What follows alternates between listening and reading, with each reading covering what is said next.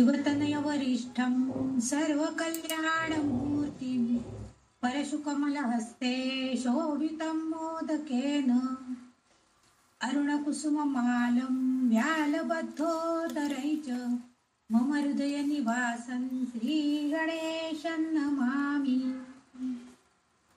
माते तुझ्या चरणी आश्रयतेसी आम्हा, तेणेची नित्यमनी तुष्टी घडे प्रकामा। लागो तुझ्या भजनी हे मनसाच नित्य, याहून अन्य जगदंब नकांक्षी चित्त। सर्वस्व तूच मुचे जगदंब माते, आम्ही तुझे प्रिय शिशूच दुजेन नाते। वाटो कसाही गुणहीन सदा जनामी, तू माय एक करिसी मम चोजनामी। तू माय एक करिसी मम चोजनामी। श्री गणेशाय नमः, श्री सरस्वत्यै नमः, श्री मातृपितृभ्यां नमः, श्री कुलदेवताभ्यो नमो नमः, श्री गुरुदेवेभ्यो नमो नमः। भवे देवेति मुख्यानि तत्र वक्ष्यामि संश्रुं, ललिता श्री महालक्ष्मी लक्ष्मी रमा च पद्मिनी, कमला संपदीशा च पद्मालयैन्दिरेश्वरी, परमेशि सती ब्राह्मी नारायणी च वैष्णवी, परमेश्वरी महेशानी शक्तिशा पुरुषोत्तमी। ओम श्री ललिता देव्यै नमः। अथ श्री ललिता सहस्रनाम स्तोत्रम्।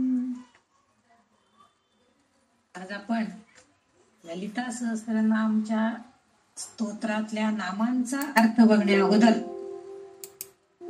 कालच आपण जी एक मकर संक्रांत साजरी केली, त्या शुद्धरूपी गोड गोड तिळगुळ मी तुम्हाला सगळ्यांना देते। सगळ्या जणी असंच गोड बोलताच, असंच गोड बोलत राहावा। सगळ्यांना असंच गोड गोड सगळं छान त्यांच्या आयुष्यामध्ये घडू दे, हीच त्या जगदंबेच्या चरणी प्रार्थना करते। आणि आज आपण पुढचा श्लोक नंबर 130 आपण आज बघणार आहोत।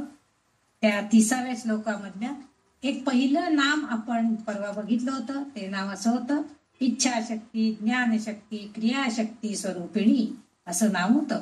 आणि त्या नामाचं स्पष्टीकरण, त्या नामाची माहिती, त्याचं विवेचन आपण केलं होतं। आणि रामदासांनी लिहिलेला या जगदंबेविषयीचा एक 7 तासा गोंधळ म्हणून आपण थांबलो होतो। पुढचं जे नाव आहे तिचं नाम या वाग्देवींनी लिहिलेलं सर्वाधारा। आता इथं सर्व म्हणजे सगळं आणि धारा म्हणजे विश्वातल्या प्रत्येक गोष्टीला, कुठल्या ना सगळ्या गोष्टीला आपण समजा एखादं वाक्य आधी काही म्हटलं, काही जर सांगायचं झालं तर आपण आधार देतो की मी हे असं का म्हटलं, कारण मागच्या वेळेला हे असं झालेलं होतं म्हणून मी हे आता म्हटलं, म्हणजे आधार देतो। किंवा प्रत्येक गोष्टीला आपण काही गोष्ट एकमेकावर ठेवायची असली तर त्याला काहीतरी आधार खाली लागतो। म्हणजे सर्व आधारभूत असणारी, सर्व गोष्टींना आधारभूत असणारी अशी ती आहे। ती कोण? ललितांबिका, म्हणून तिला सर्व आधारा असं नाव या वाग्देवींनी ठेवलेलं आहे। म्हणजे तीच सर्व काही देती, तिच्यावरच सगळं अवलंबून असतं। म्हणजे सगळ्यांचा आधार आहे आपल्या घरामध्ये। जसं एखादा आधार पुरुष म्हणजे आपण प्रमुख जो घराचा तो कर्ता पुरुष, त्याच्यावर सगळं आधारित असतं। त्याला जर चांगला पगार बिगार असेल तर तो सगळ्या आपल्या घरच्या लोकांना व्यवस्थित सुखासमाधानात ठेवू शकतो, त्यांच्या गरजा व्यवस्थित भागवू शकतो। नाहीतर मग बाकीच्यांनाही त्याला मदत करावी लागते। म्हणजे आधार, एकमेव आधार आपल्या विश्वाचा कोण आहे तरी ललितांबिका आहे, म्हणून वाग्देवी तिला सर्व आधारा असं म्हणतात। आता इथं ही आधार देती म्हणजे कसा आधार देती तर ती स्थूल आणि सूक्ष्म अशा दोन्ही शक्तींच्या रूपामध्ये ती आधारभूत आहे. कारण आता सूक्ष्म रूप जर आपण बघायचं म्हटलं तर आपल्याला जे कुंडलिनी चक्राचा अभ्यास आपण जेव्हा केला तेव्हा कुंडलिनीमध्ये ती अतिशय सूक्ष्म रूपामध्ये ती देहामध्ये धारण झालेली असते. म्हणजे देहधारणा करते सूक्ष्म रूपामध्ये आणि मग एक एक चक्र ओलांडत ती वरपर्यंत कुंडलिनी चक्रामध्ये जागृती निर्माण करण्याचा प्रयत्न करते.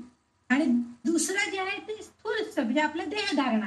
आपल्या देहामध्ये सुद्धा आपण म्हणतो की परमात्म्या स्वरूपामध्ये सुद्धा ती आहे, परमेश्वरी शक्ती आहे, पराधारा आहे. आपण सगळ्या नावांना तिचं वर्णन केलेलं आहे आतापर्यंत बऱ्याचशा नावांनी.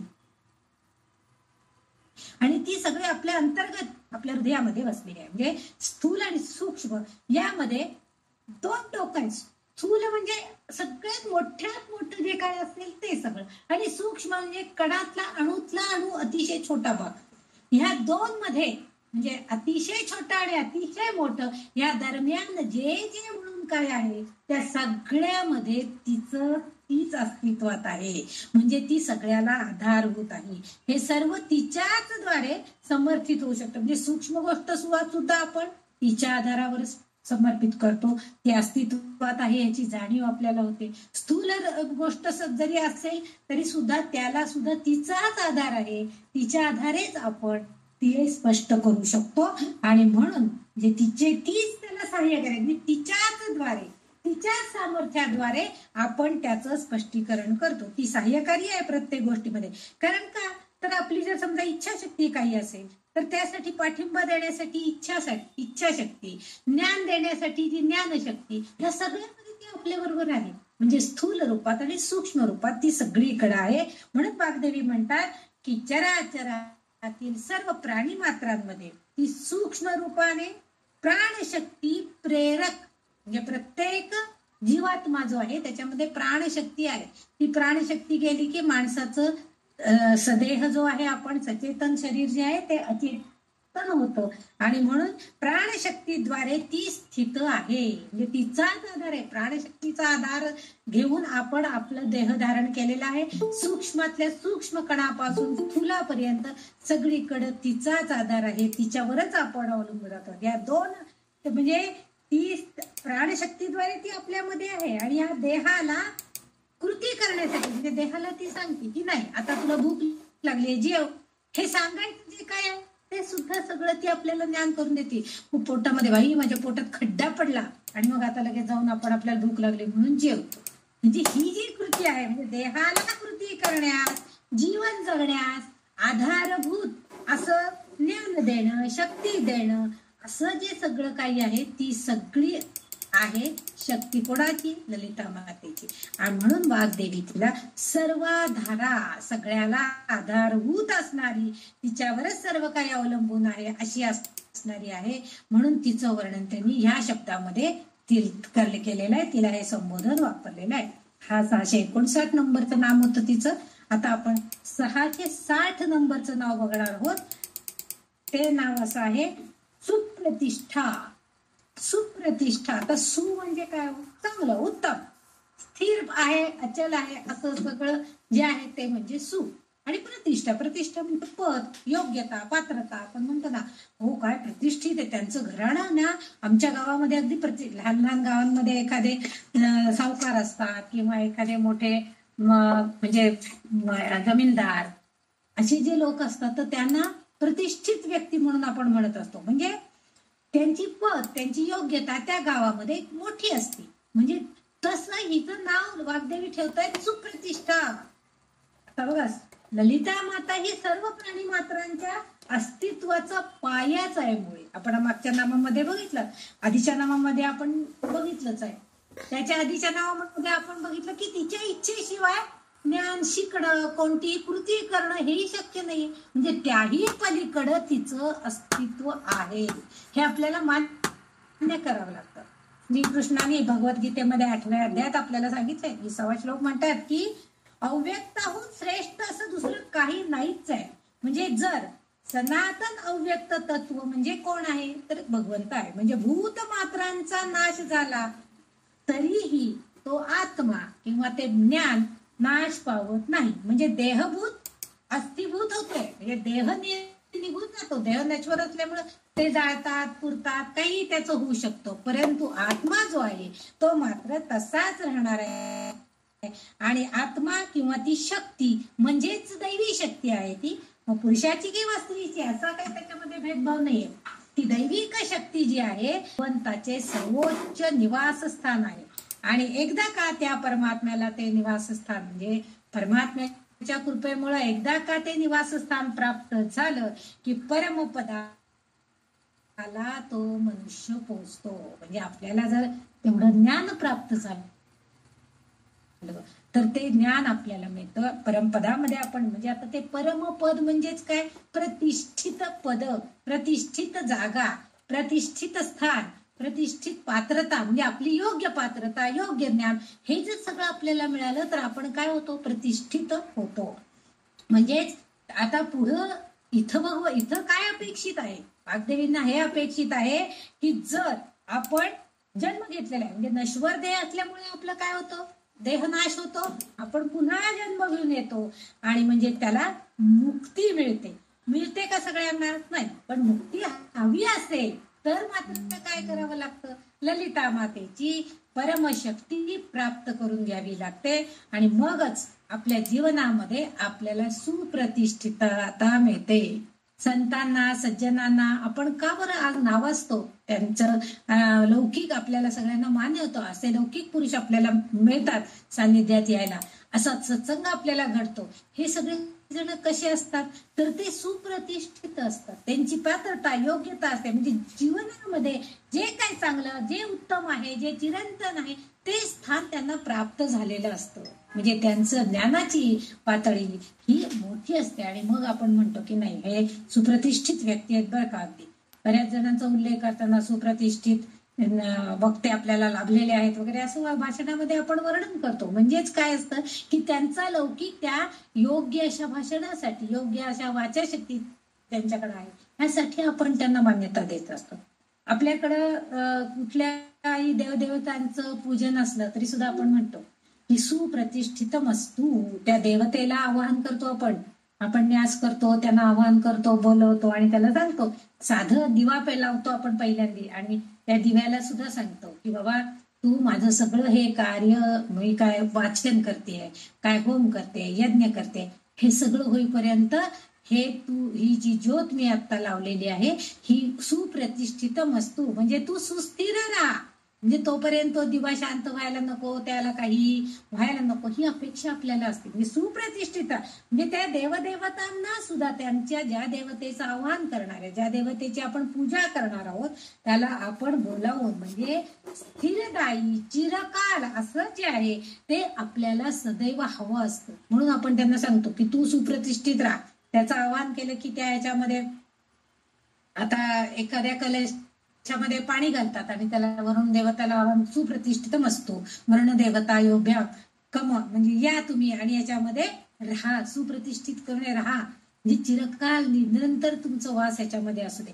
कारण का तर भक्तांच्या जना ही चिरंतनता किंवा हे चिरकाल सदैव स्थिरता ही कोणाला हवी आहे तर आपल्यासारख्या साधक भक्तांना हवी आहे. आणि म्हणून त्या भक्तांच्या जना मनामध्ये, त्यांच्या मनामध्ये पण त्या देवदेवतेनं किंवा त्या ज्ञानानं चिरंतन वास्तव्य करायला पाहिजे आणि त्याचबरोबर जनामध्ये सुद्धा त्या व्यक्तीचं स्थान हे जनामनात कायम राहायला पाहिजे, विराजमान झालेलं पाहिजे.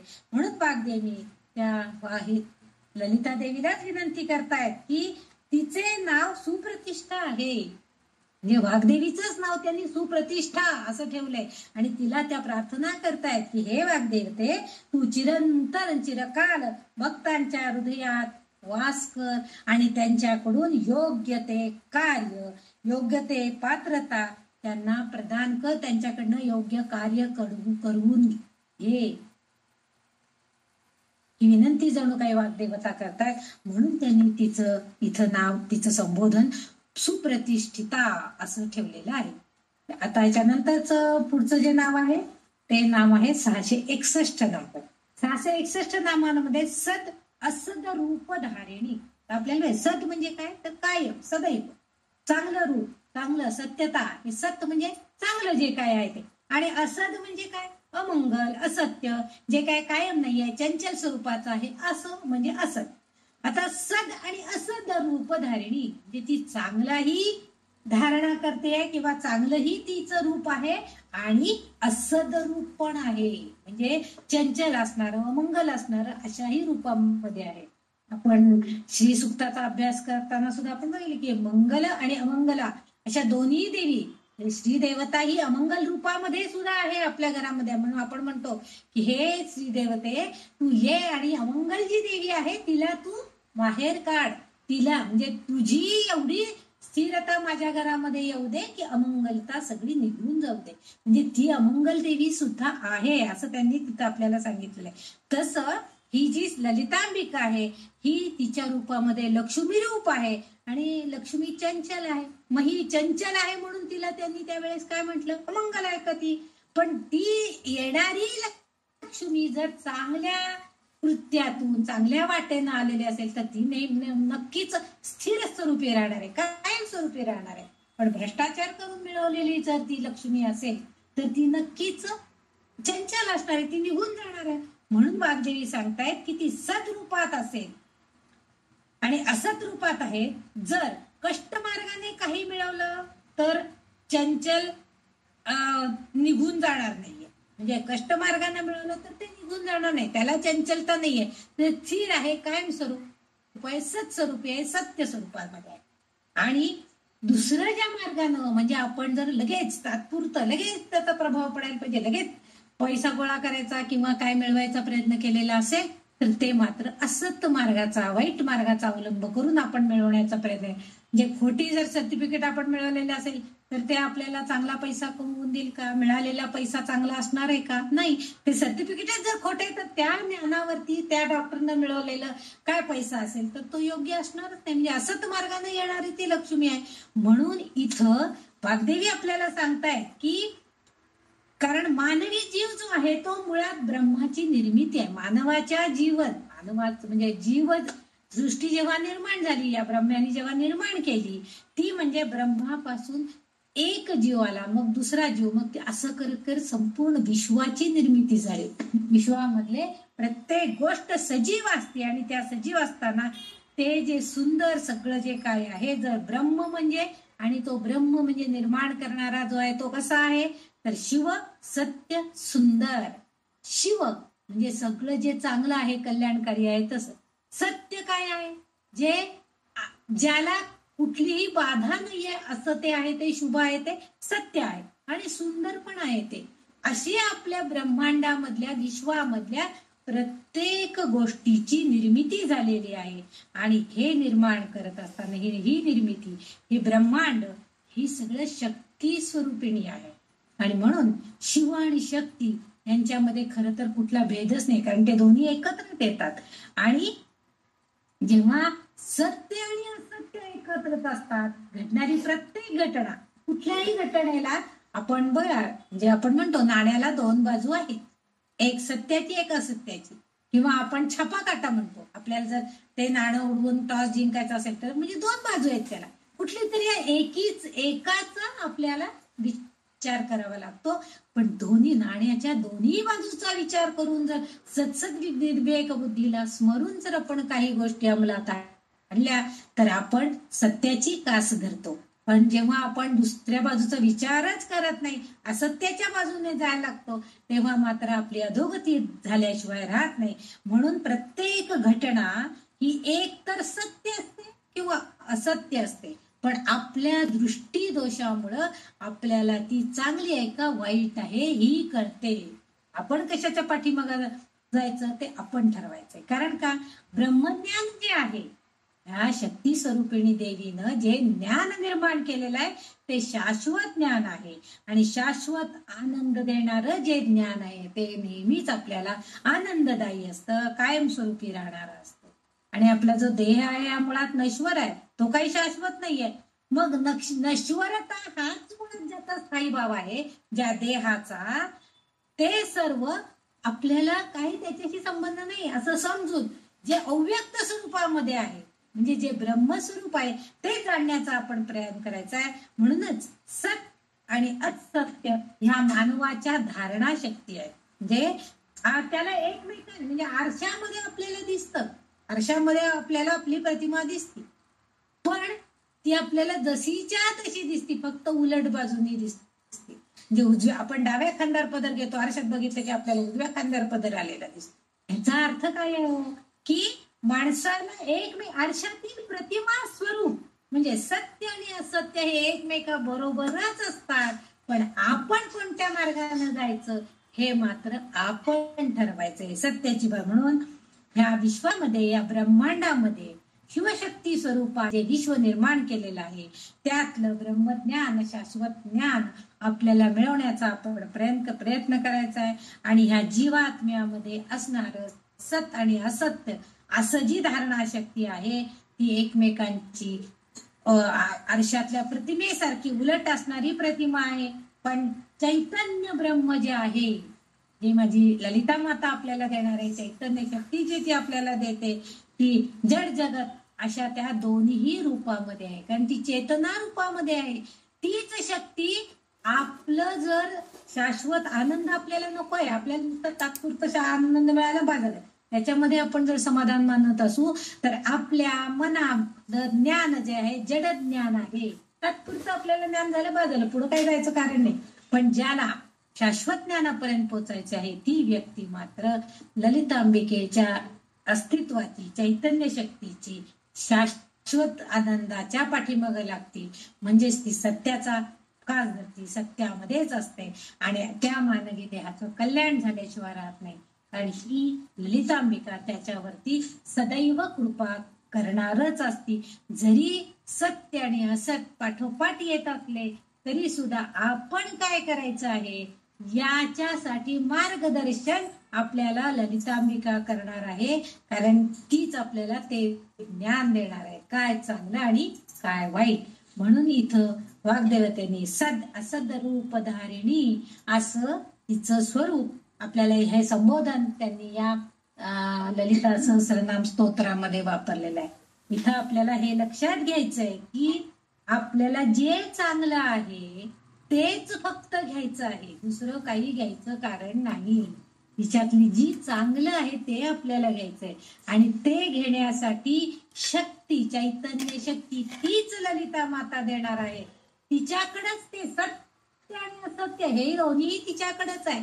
पण तिच्याकडनं काय घ्यायचं तर ते सत्य घ्यायचंय, शिव सुंदर ते आपण प्राप्त करण्याचा प्रयत्न करायचा आहे. हेच इथं वाग्देवींना अपेक्षित आहे.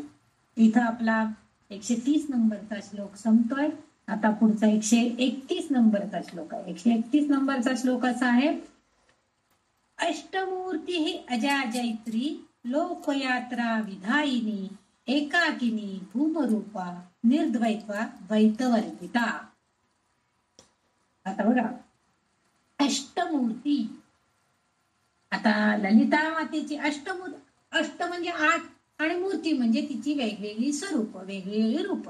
साधा सोपा अर्थ आहे, अष्टमूर्तीमध्ये ती आहे. म्हणजे काय, ललिता मातेची 8 रूप आहे. म्हणजे जेव्हा ही ललिता माता शिवाबरोबर, जे शिव आणि शक्ती जेव्हा एकत्रित येतात तेव्हा 8 पट होतात. म्हणजे त्यांची शक्ती 8 पटांनी वाढते. आणि म्हणजे शिवाची जी 8 रूप आहेत, भवन, शरवण, ईशानन, पशुपती, रुद्राण, उग्रण, भीमान आणि महान. आणि मग ह्याच बरोबर म्हणजे ह्या 8 रूपांशी, शिवाच्या 8 रूपांशी जेव्हा ही शक्ती म्हणजे ललितांबिका जेव्हा एकत्र येतात हे दोघ जण, त्यावेळेस शक्तीची पण 8 रूप तयार होतात. म्हणजे त्याच्याबरोबर संयोग पावल्यावरती तिच्या सुद्धा रूपामध्ये फरक पडतो. जेव्हा ते दोघं एकत्र येतात तेव्हा वेगवेगळी रूप. ती रूप कोणकोणते तर ती ब्राह्मी आहे, कौमारी आहे, माहेश्वरी आहे, वैष्णवी आहे, वाराही आहे, महेंद्री आहे, चामुंडा आणि महालक्ष्मी. अशा 8 शक्ती तिच्या आपल्याला दिसतात. आपली ही सगळी नावं आपण सप्तशतीमध्ये वगैरे वाचलेली आहे. ब्रह्मचारिणी, कौमारी, माहेश्वरी, वैष्णवी, वाराही, महेंद्री, चामुंडा आणि महालक्ष्मी अशा 8 स्वरूपामध्ये ही शक्ती देवतेची 8 रूप आहेत. प्रत्येक रूपामध्ये ती वेगळ्या स्वरूपामध्ये दिसते. आता हा आपला देह जो आहे मुळात मानवी देह पंचमहाभूतांचा आहे. पंचतत्व जी आहेत आप, तेज, वायू, आकाश, मन, बुद्धी, अहंकार किंवा सूर्य, चंद्र, आत्मा वगैरे या सगळ्यांनी युक्त आणि सहस्त्रनामाच्या लेखिका ज्या आहेत त्या सुद्धा 8 आहेत. बघा तुम्ही, म्हणजे ह्याचा 8च हा आकडा यांनी का दिला असावा, तर त्याचा संबंध ह्याच्याशी आहे. कारण दिशा 8 आहेत, वसू अष्टवसू आहेत, अष्टांग योग आहेत योग साधनेमध्ये. म्हणजे अशा 8 गुणांनी, म्हणजे इथं जे आता 8 गुण आपण सांगितले की मानवी देहामधले पंचतत्व आणि मनबुद्धी अहंकार त्याच्या जोडीला असे हे 8 गुण, नंतर सूर्य, चंद्र, आत्मा हे सगळं म्हणजे ते किंवा हे असे कोणतेही जरी पंचभूतांना हे 5 तत्वांना हे असं जरी जोडून केलं तरी सुद्धा 8 गुण येतात. आणि त्याचबरोबर बाकीच्या आता जे मी सांगितले अष्टवसू, अष्टांग योग, दिशा 8 आहेत, या सगळ्यांनुसार जर आपण गेला, आठवड्याचे दिवस 8 चा उल्लेख जर आपण केला तर या प्रत्येक गोष्टीमध्ये 8 गुणांनी युक्त वेगवेगळ्या गोष्टी अस्तित्वात असलेल्या आपल्याला दिसतात. प्रत्येक दिवस हा वेगळा असतो, प्रत्येक दिशा ही वेगळी आहे, प्रत्येक वसूचं कार्य वेगळं आहे, प्रत्येक वाग्देवीचं कार्य वेगळं. म्हणजे बघा, प्रत्येक स्वरूपामध्ये ती वेगवेगळ्या स्वरूपामध्ये 8 वेगवेगळ्या स्वरूपामध्ये, म्हणजे अष्टलक्ष्मी आता जे आपण नावं बघितली ही तर तिचीच रूप आहे. नवरात्रामध्ये वगैरे ह्या अष्टलक्ष्मीची पूजा करतात, किंवा आपण जेव्हा आपल्या सुनेला घरी आणतो तेव्हा अष्टलक्ष्मीच्या स्वरूपामध्ये तिला घरी आणतो. त्यावेळेस तिची नावं वेगळी देतो आपण, पण ती लक्ष्मी स्वरूपच आपण तिला घरी घेऊन अष्टलक्ष्मीच्या स्वरूपामध्ये ती आपली गृहलक्ष्मी घरामध्ये प्रवेश करते असं आपण तिची नावं वगैरे ठेवून कमळाच्या प्रत्येक पाकळ्यांमध्ये किंवा फुलांमध्ये पाय ठेवत ती गृहलक्ष्मी गृहप्रवेश करते वगैरे असे आपण बऱ्याच ठिकाणी बघितलेलं असतं. तर ही जी अष्टलक्ष्मी आहे तिचीच रूप आहे, फक्त त्या वेगवेगळ्या आयामामध्ये, आयाम म्हणजे तिचा जो प्रदेश, तिचं जे कर्तृत्व, तिचे जे गुण, त्या सगळ्यांमध्ये ती कार्य करत असते. आणि ती 8 आयामी रूप किंवा गुणधर्म एकत्र विलीन झाले की ब्रह्मा तयार होतो. म्हणजे तिची जी वेगवेगळी रूप आहेत, ही 8 वेगवेगळी रूप जी आपण बघतोय ती सगळी एकत्रितपणे जेव्हा येतात तेव्हा शिवशक्ती एकत्र झालेली आहेत, म्हणजे ब्रह्म किंवा हे विश्व तयार होतं.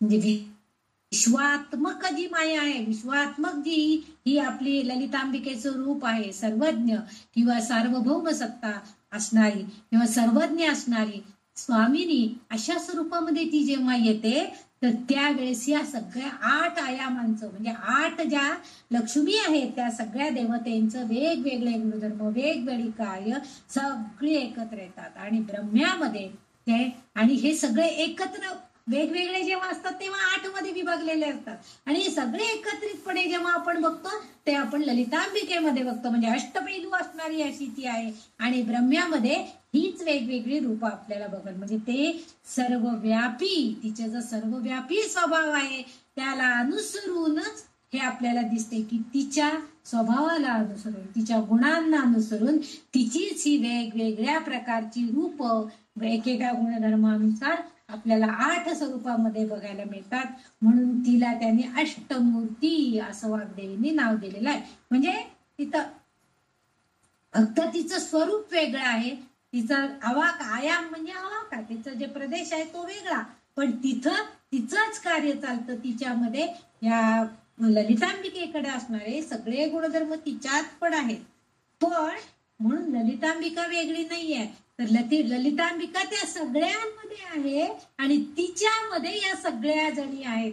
अष्टमूर्ती म्हणून ती एकच मूर्ती जरी बघितली तरी सुद्धा ती 8 वेगवेगळ्या स्वरूपामध्ये सुद्धा आहे, आणि ती एकटीच पण हे सगळं कार्य करू शकते. सार्वभौमाची तिची जी शक्ती आहे त्या सर्वव्यापी सार्वभौम शक्तीनुसार ती सगळं कार्य करते, आणि म्हणून तिला अष्टमूर्ती असं नाव ह्या वाग्देवींनी दिलेलं आहे. आणि 8 हा जो पैलू आहे, म्हणजे बघा 8 वाग्देवतेंनी हे जे स्तोत्र लिहिलं प्रत्येकीनं आपल्या स्वभावानुसार, प्रत्येक वाग्देवीनं एक मूर्तीचं वर्णन दिलं, आणि ते सगळं एकत्रितपणे झालं तेव्हा त्याला अष्टमूर्ती असं म्हटले गेले. प्रत्येकीनं तिचं वर्णन केलेलं आहे, तिची स्तुती गायलेली आहे, तिचे गुणधर्म सांगितलेले आहेत आणि त्या सगळ्यांचं एकत्रित स्वरूप म्हणजे तिच्या अष्टमूर्ती तयार झाल्या आणि तेच नाव अष्टमूर्ती म्हणून वाग्देवींनी इथं उद्धृत केलेलं आपल्याला दिसून येतं.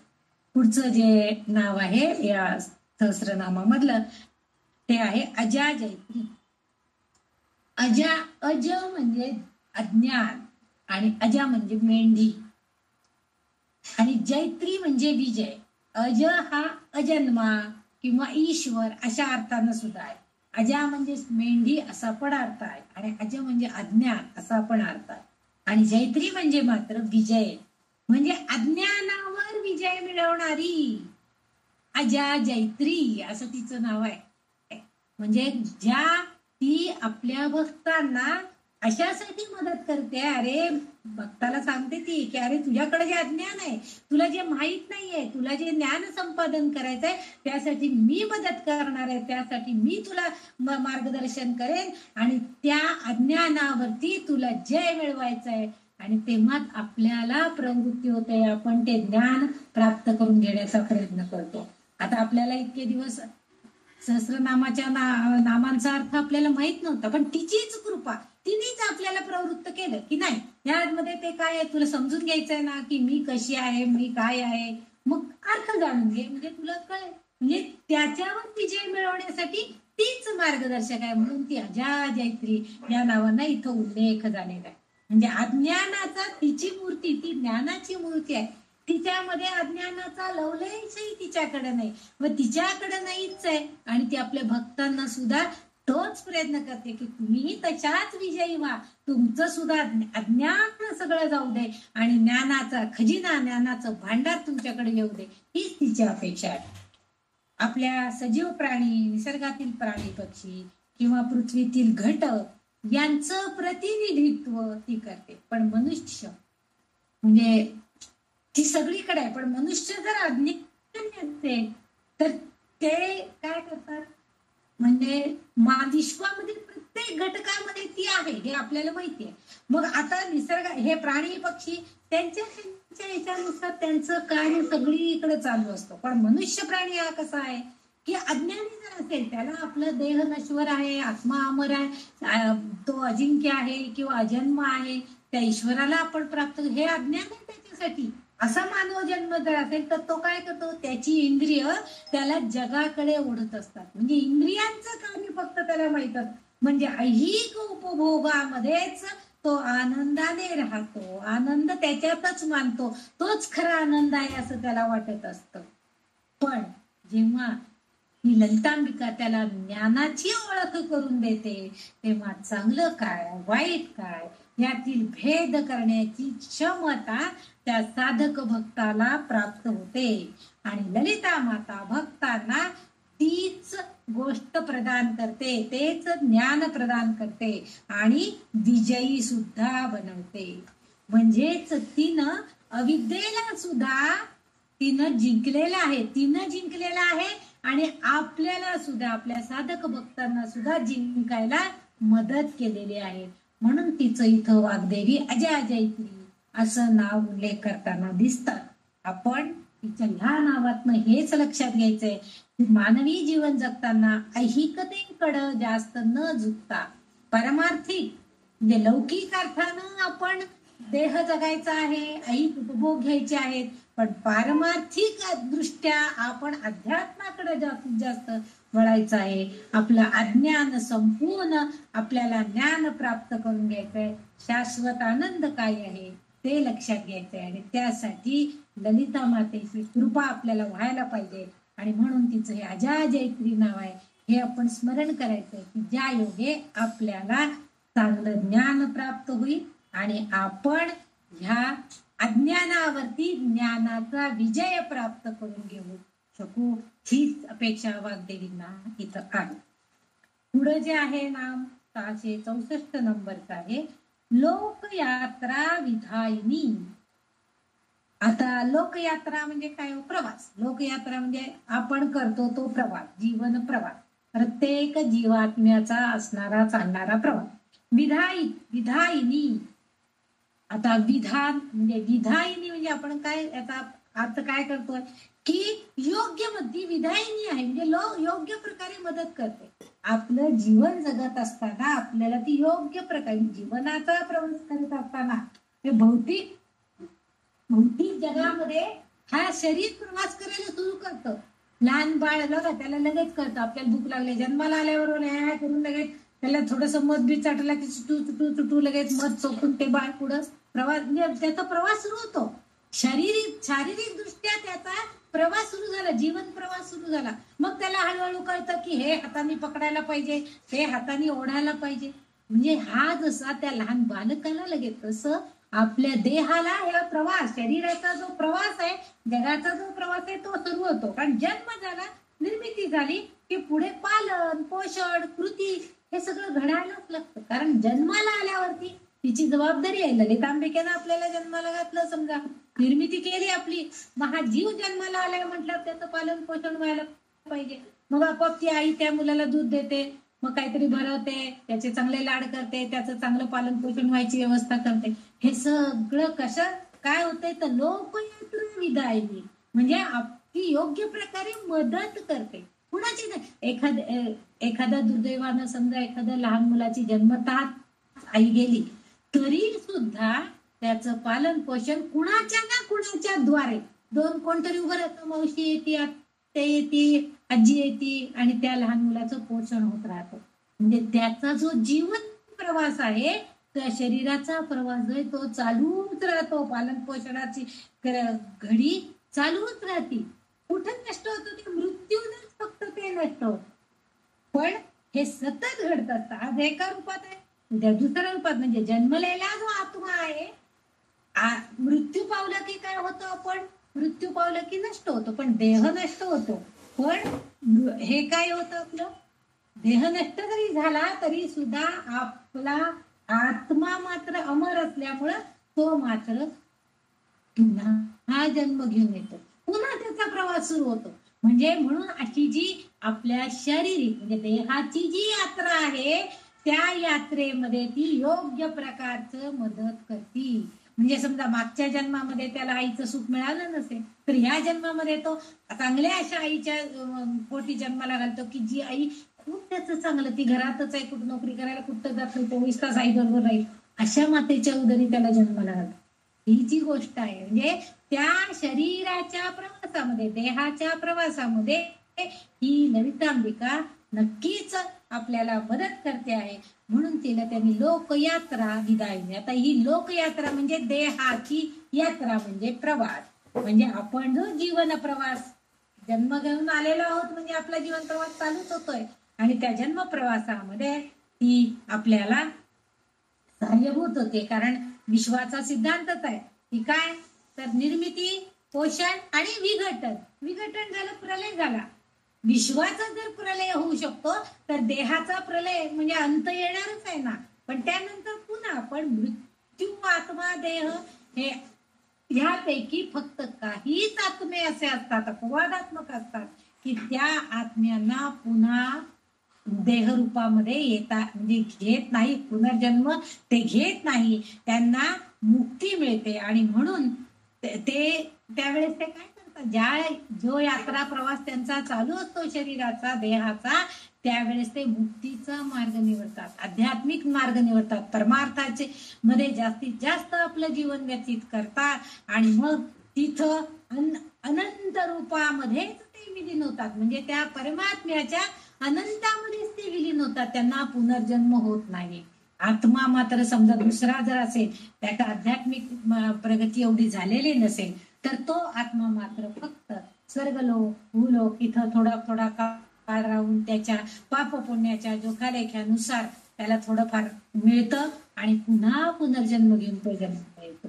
म्हणजे ह्या सगळं जन्म मृत्यू पुनर्जन्म मुक्ती या सगळ्या चक्रामध्ये मानवाला तिने अडकून टाकलेले आहे आणि हे मानवाला अडकून टाकलेलं आहे. त्यामुळं तीच याला जबाबदार आहे.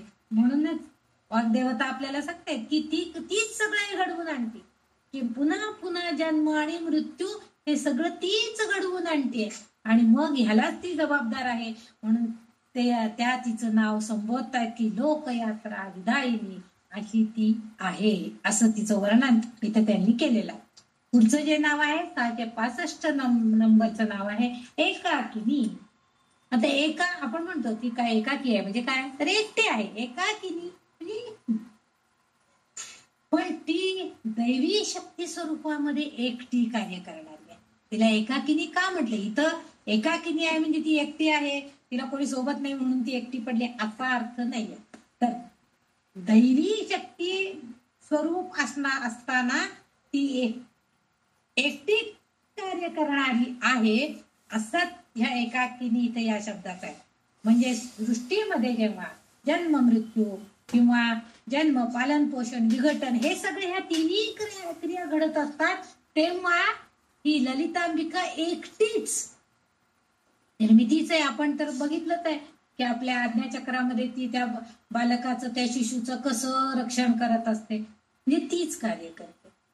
जन्माला आल्यावर सुद्धा शरीर यात्रा तीच सांभाळते आपली, म्हणजे आपल्याला आपण जो जीवन प्रवास चालू करतो ही तीच सांभाळते, म्हणजे पालन पोषणाची जबाबदारी सुद्धा तिच्याकडेच आली आहे. पण जर तुमच्या हातनं काहीतरी गैर घडलं तर मृत्यू घडवून तुमचा विघटन करून टाकायचं, तुमचा संहार करायचा, हे कार्य सुद्धा तीच करते आहे. पण या तिन्ही क्रिया ती एकच करते आहे, म्हणजे ती अद्वितीय अशी आहे, दुसरं कुणी तिच्यासारखं नाही आहे. या तिन्ही क्रिया तिच्याच उपनिषदामध्ये तिला अद्वितीय असं वर्णन केलेलं आहे. एकम एवम अद्वितीयम असं म्हटलेलं आहे उपनिषदांमध्ये तिला, म्हणजे ती एकमेव अशी आहे की तिच्यामध्ये या सगळ्या सामर्थ्य आहे, ही निर्मिती पोषण आणि विघटन हे सगळं तिच्याकडे आहे. उपनिषदामध्ये असा एक उल्लेख केलाय की प्रत्येक जीवाने प्रत्येक जीवामध्ये ती एकमेव ती आहे, आणि त्या जीवात अज्ञानामुळे प्रत्येक जीवाला अज्ञानामुळे आपण ब्रह्म्याला म्हणजे अज्ञानामुळे आपण त्या ब्रह्म्याला ओळखू शकत नाही.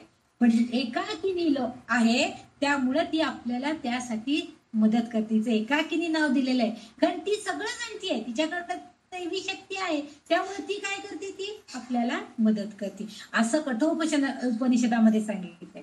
म्हणजे या संपूर्ण विश्वाचा जो कारभार आहे केवळ आणि केवळ तिच्याद्वारे चालवला जातो.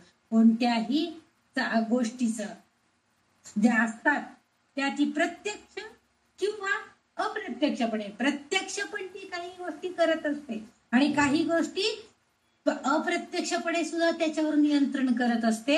आणि हे करताना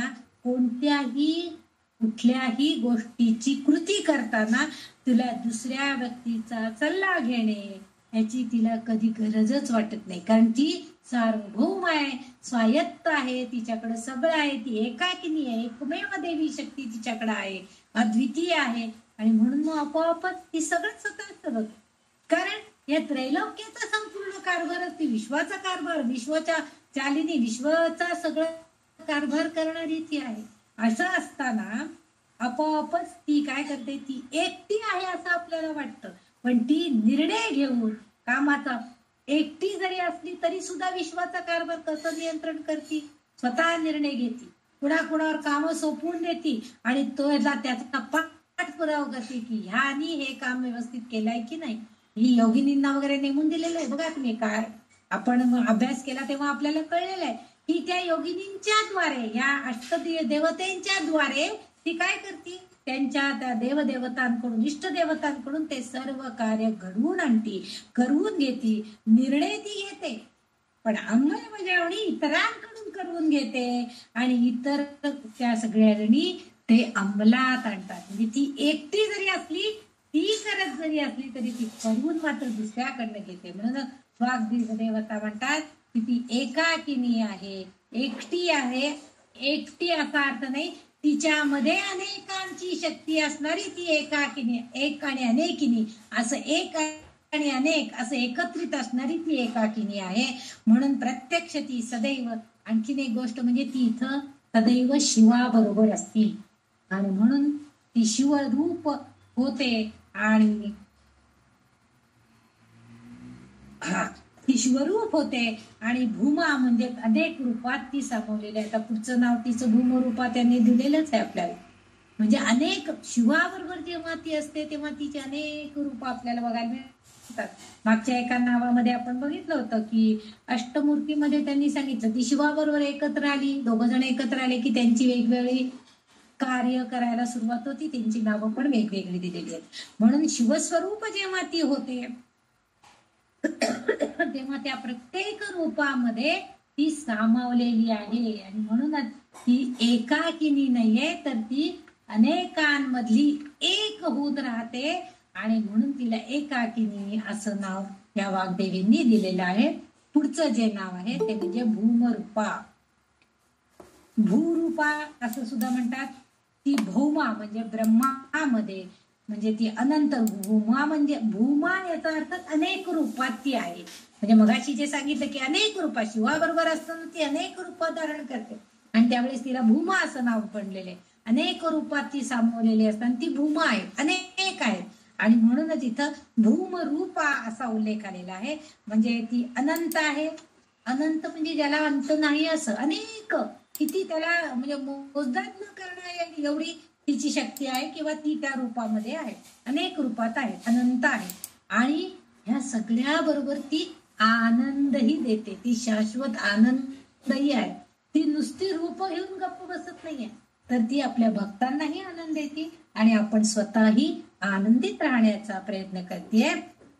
उपनिषदांमध्ये असा उल्लेख आहे की ज्याला मर्यादा आहे, सीमित आहे, सीमा आहे, त्यात पूर्णानंद नाही. ज्याला मर्यादा आहे त्या मर्यादेच्या बाहेर गेलं की ते आपण म्हणतो ना की उगीच अति परिचयात अवज्ञा, अति तेथे माती. म्हणजे अति कुठली झालं तर ते आपल्याला लगेच वाईट किंवा त्याचा आनंद आपल्याला मिळत नाही.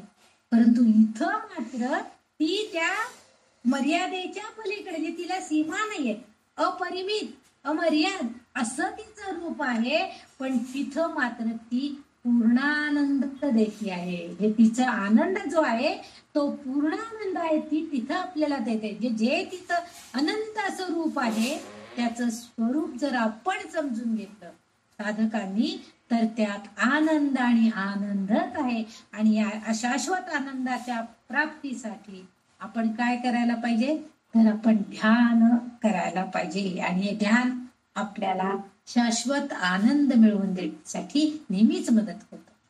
कूर्म पुराणामध्ये असं सांगतात की ही जी शक्ती आहे म्हणजे ललिता माता आहे ही शिवाची पत्नी आहे आणि ती अमर्याद रूप घेते आणि शिवाबरोबर एकत्रित असली की जी काही ज्या काही कृती करते त्या अगदी ती लीलया सहजपणे ती करत असते. म्हणजे एखाद्या नाटकासारखी, नाटकाच्या खेळासारखी, नाटकात जसं त्या भूमिका करतात तो जे पात्र ज्या ऍक्टरला ज्या कलाकाराला दिलेलं असतं तो कलाकार त्या भूमिकेशी एकरूप होऊन सगळ्या क्रिया करत असतो. अगदी सहजपणे लिहिलेला तो आपले शब्द फेक करत असतो, हातांनी कृती करत असतो, लीलया सगळं चाललेलं असतं. तसं ही जगदंबिका, ही ललितांबिका ही शिवाबरोबर एकत्रित जेव्हा असते ती अतिशय आनंदात असते आणि लीलया एखाद्या नाटकाच्या खेळासारख्या सगळ्या गोष्टी ती करत असते. आणि सजीव पण हे सगळं करत असताना सजीव प्रजाती आपल्या निर्यादित मर्यादा ओलांडू शकत नाही. वाग्देवींना इथं काय सांगायचंय? सजीव प्रजाती, सजीव आहेत, प्रजाती अनेक आहेत. आपण बघतो की पशु पक्षी प्राणी सगळे विविध सजीव गोष्टी या विश्वामध्ये आहे. पण मनुष्य एकमेव असा प्राणी आहे त्याला मनबुद्धी अहंकार हे सगळं आहे. मन आहे मुख्य म्हणजे ज्याला कळतं आपल्या मनाला आनंद कशात आहे, दुःख कशात आहे. आणि म्हणून त्या सांगतात की तुम्ही ह्या मर्यादा मनानी आपण ह्या सजीव प्रजाती मधला मानव हा जो प्राणी आहे त्यांनी आपल्या निर्यादित मर्यादा कधीच ओलांडायच्या नाही. आणि ललितांबिकेकडे मात्र अशा शाश्वत आनंदाचा गुण आहे आणि ती त्या आपल्या भक्तांना द्यायचा प्रयत्न करतो, शाश्वत आनंद मिळवून देण्याचा प्रयत्न करते. म्हणून ती सांगते की भक्तांना ध्यान करा, जास्तीत जास्त रूप आठवायचा प्रयत्न करा, जास्तीत जास्त नामस्मरण करा, सदैव चिंतनामध्ये राहा, मनन करा, स्वरूपाचं स्तुती स्तोत्र गा. हे सगळं ती आपल्या भक्तांना नेहमीच सांगत आलेली आहे की ज्या योगे ते जे भक्त आहेत ते तिचं भूमरूप आहे, जे रूप आहे हे आठवतील की मर्यादेच्या पलीकडं गोष्टी आपण काही करण्याचा प्रयत्न करायचा नाही. आपल्या सीमित मर्यादेपर्यंतच आपण जायचंय, पण सीमित मर्यादेपर्यंत आपण राहून अमर्याद आनंद जो आहे, शाश्वत आनंद जो आहे तो मात्र मिळवण्याचा प्रयत्न करायचा आहे. त्यासाठी ती ललितांबिकेचं सहाय्य आपण घ्यायचंय आणि तेच अपेक्षित आहे इथं वाग्देवींना. म्हणून त्यांनी तिचं इथं भूमरूपा असं नाव उल्लेख केलेला आहे. अनेक रूपामध्ये असणारी ही ललितांबिका आपल्या भक्तांना सहजपणे लीलया त्या सगळ्या कृती करण्यास भाग पाडते, विविध भूमिका पार पाडण्यास भाग पाडते आणि त्या सगळ्यामधून ती आपल्याला शाश्वत आनंदाचा गुणही प्रदान करते. म्हणून तिचं भूमरूपा हे नाव इथं आलेलं आहे. आपण हे तिच्या नावाचं स्मरण करून आपल्यालाही शाश्वत आनंद प्राप्त करून घ्यायचा प्रयत्न करायचा आहे. पुढचं जे आहे 667 नंबरचं नाव आहे तर निर्द्वैता असं दिलेलं आहे. निर्द्वैता म्हणजे द्वैत रहित, द्वैताच्या पलीकडे आहे. द्वैत म्हणजे दोन विचार, करू का करू नको, करायचं का नाही, होय का नाही, हे जे आहे मनामधनं असणारा संभ्रम म्हणजे द्वैत आहे आपल्या. आणि द्वैत आणि अद्वैतवाद म्हणजे एकमेव आहे किंवा दोन आहे, म्हणजे ही गोष्ट आहे किंवा नाही, संभ्रम निर्माण होतो आपल्याला. मागच्या ज्या नामामध्ये आपण बघितलंय की ती एकाकिनी आहे असं म्हटलेलं आहे, म्हणजे तिथं ती एकमेव आहे आणि यात निर्द्वैत म्हटलेलं आहे. म्हणजे काय आहे तर दोन नाही, म्हणजे ती एक आहे. इथं तेच नावाचा अर्थ आहे. इथं आपण एकाकिनी, ती एकमेव अद्वितीय आहे असं आपण तिचं वर्णन केलं या नामामध्ये 665 नंबरच्या. आणि आता इथं ती निर्द्वैत आहे, म्हणजे ती दोनच नाहीये, म्हणजे ती एकात आहे, द्वैत रहित आहे. तिच्यामध्ये द्वैत अद्वैत असं काही नाही, ती एकच आहे, अद्वैत आहे, एकच आहे असं त्यांना सांग. दोन नाही म्हणजे ती एक आहे. अद्वैतवादाचा विचार केला तर ते आत्मा किंवा देव मानत नाही. आत्मा आणि ब्रह्मांड एकच आहे. आत्मा ईश्वरापासून वेगळा नाहीच आहे, फक्त माया कार्य करते. त्यामुळे आत्मे भिन्न असलेले दिसतात. म्हणजे अद्वैतवादात देव, आत्मा, ब्रह्मांड याचा स्वीकार असतो, पण विशिष्ट देह किंवा प्राप्त अद्वैत यात ते पूर्णपणे देवावर अवलंबून असतं. म्हणजे आपण काय करतो, आपण जेव्हा आपण अभ्यास करतो अध्यात्माचा तेव्हा आपण देवाला थोडस, आपण नास्तिक आस्तिक असं जेव्हा म्हणतो की तो नास्तिक आहे, त्याचा देवावर विश्वास नाहीये, याला मान्यच नसतं. म्हणजे ईश्वरापासून वेगळा नाहीच आहे, फक्त काय आहे की माया आहे. सगळे जगामध्ये जे काय आहे आपल्याला दिसतं ही सगळं मायेचं गूढ आहे. या मायेच्या पलीकडं असणारा जी ईश्वरी सत्ता आहे त्याला जाणून घ्यायचं आहे. आणि तिथं आपल्याला ते जाणून घेण्यासाठी मदत कोण करणार आहे तर ललितांबिका करणार आहे. आपल्याला त्या ईश्वरी सत्तेचं जे अज्ञान आहे ते जाणून घेण्यासाठी हीच मदत करणार आहे. म्हणून इथं त्या वाग्देवी आपल्याला सांगू इच्छित आहेत की ती द्वैत रहित आहे, तिच्यामध्ये कोणते दोन काही नाहीये, एकमेव आहे. त्यामुळं त्या तिला तसं सांगताय, द्वैताच्या पलीकडं ती आहे, कुठलाही त्याच्याही पलीकडं, द्वैत याच्या पलीकडं काय आपण जाणू शकतो का नाही, ते जाणण्याचा प्रयत्न करायचा आहे. म्हणजे ब्रह्मांड, ब्रह्म, माया या सगळ्याचा आपल्याला अभ्यास करायचा आहे. आपण त्या विशिष्ट दोष किंवा प्राप्त अप्राप्त ह्या गोष्टी आपल्याला माहिती करून घ्यायच्या आहेत आणि ते पूर्णपणे सगळं ह्या अध्यात्मामध्ये पूर्णपणे देवावर अवलंबून असतं. म्हणजेच ती द्वैताच्या पलीकडे जाऊन, या सगळ्याच्या पलीकडे जाऊन ती कार्य करते आणि हा सगळ्या विश्वाचं नियंत्रण करते. ती त्याच्यामध्ये अडकून पडत नाही, ती शिवामध्ये अडकून पडत नाही, ती विष्णूमध्ये अडकून पडत नाही, ती ब्रह्मामध्ये अडकून पडत नाहीये. या सगळ्या देवांचं जे कार्य आहे ते मात्र ती त्याच्याही पलीकडे जाऊन करते.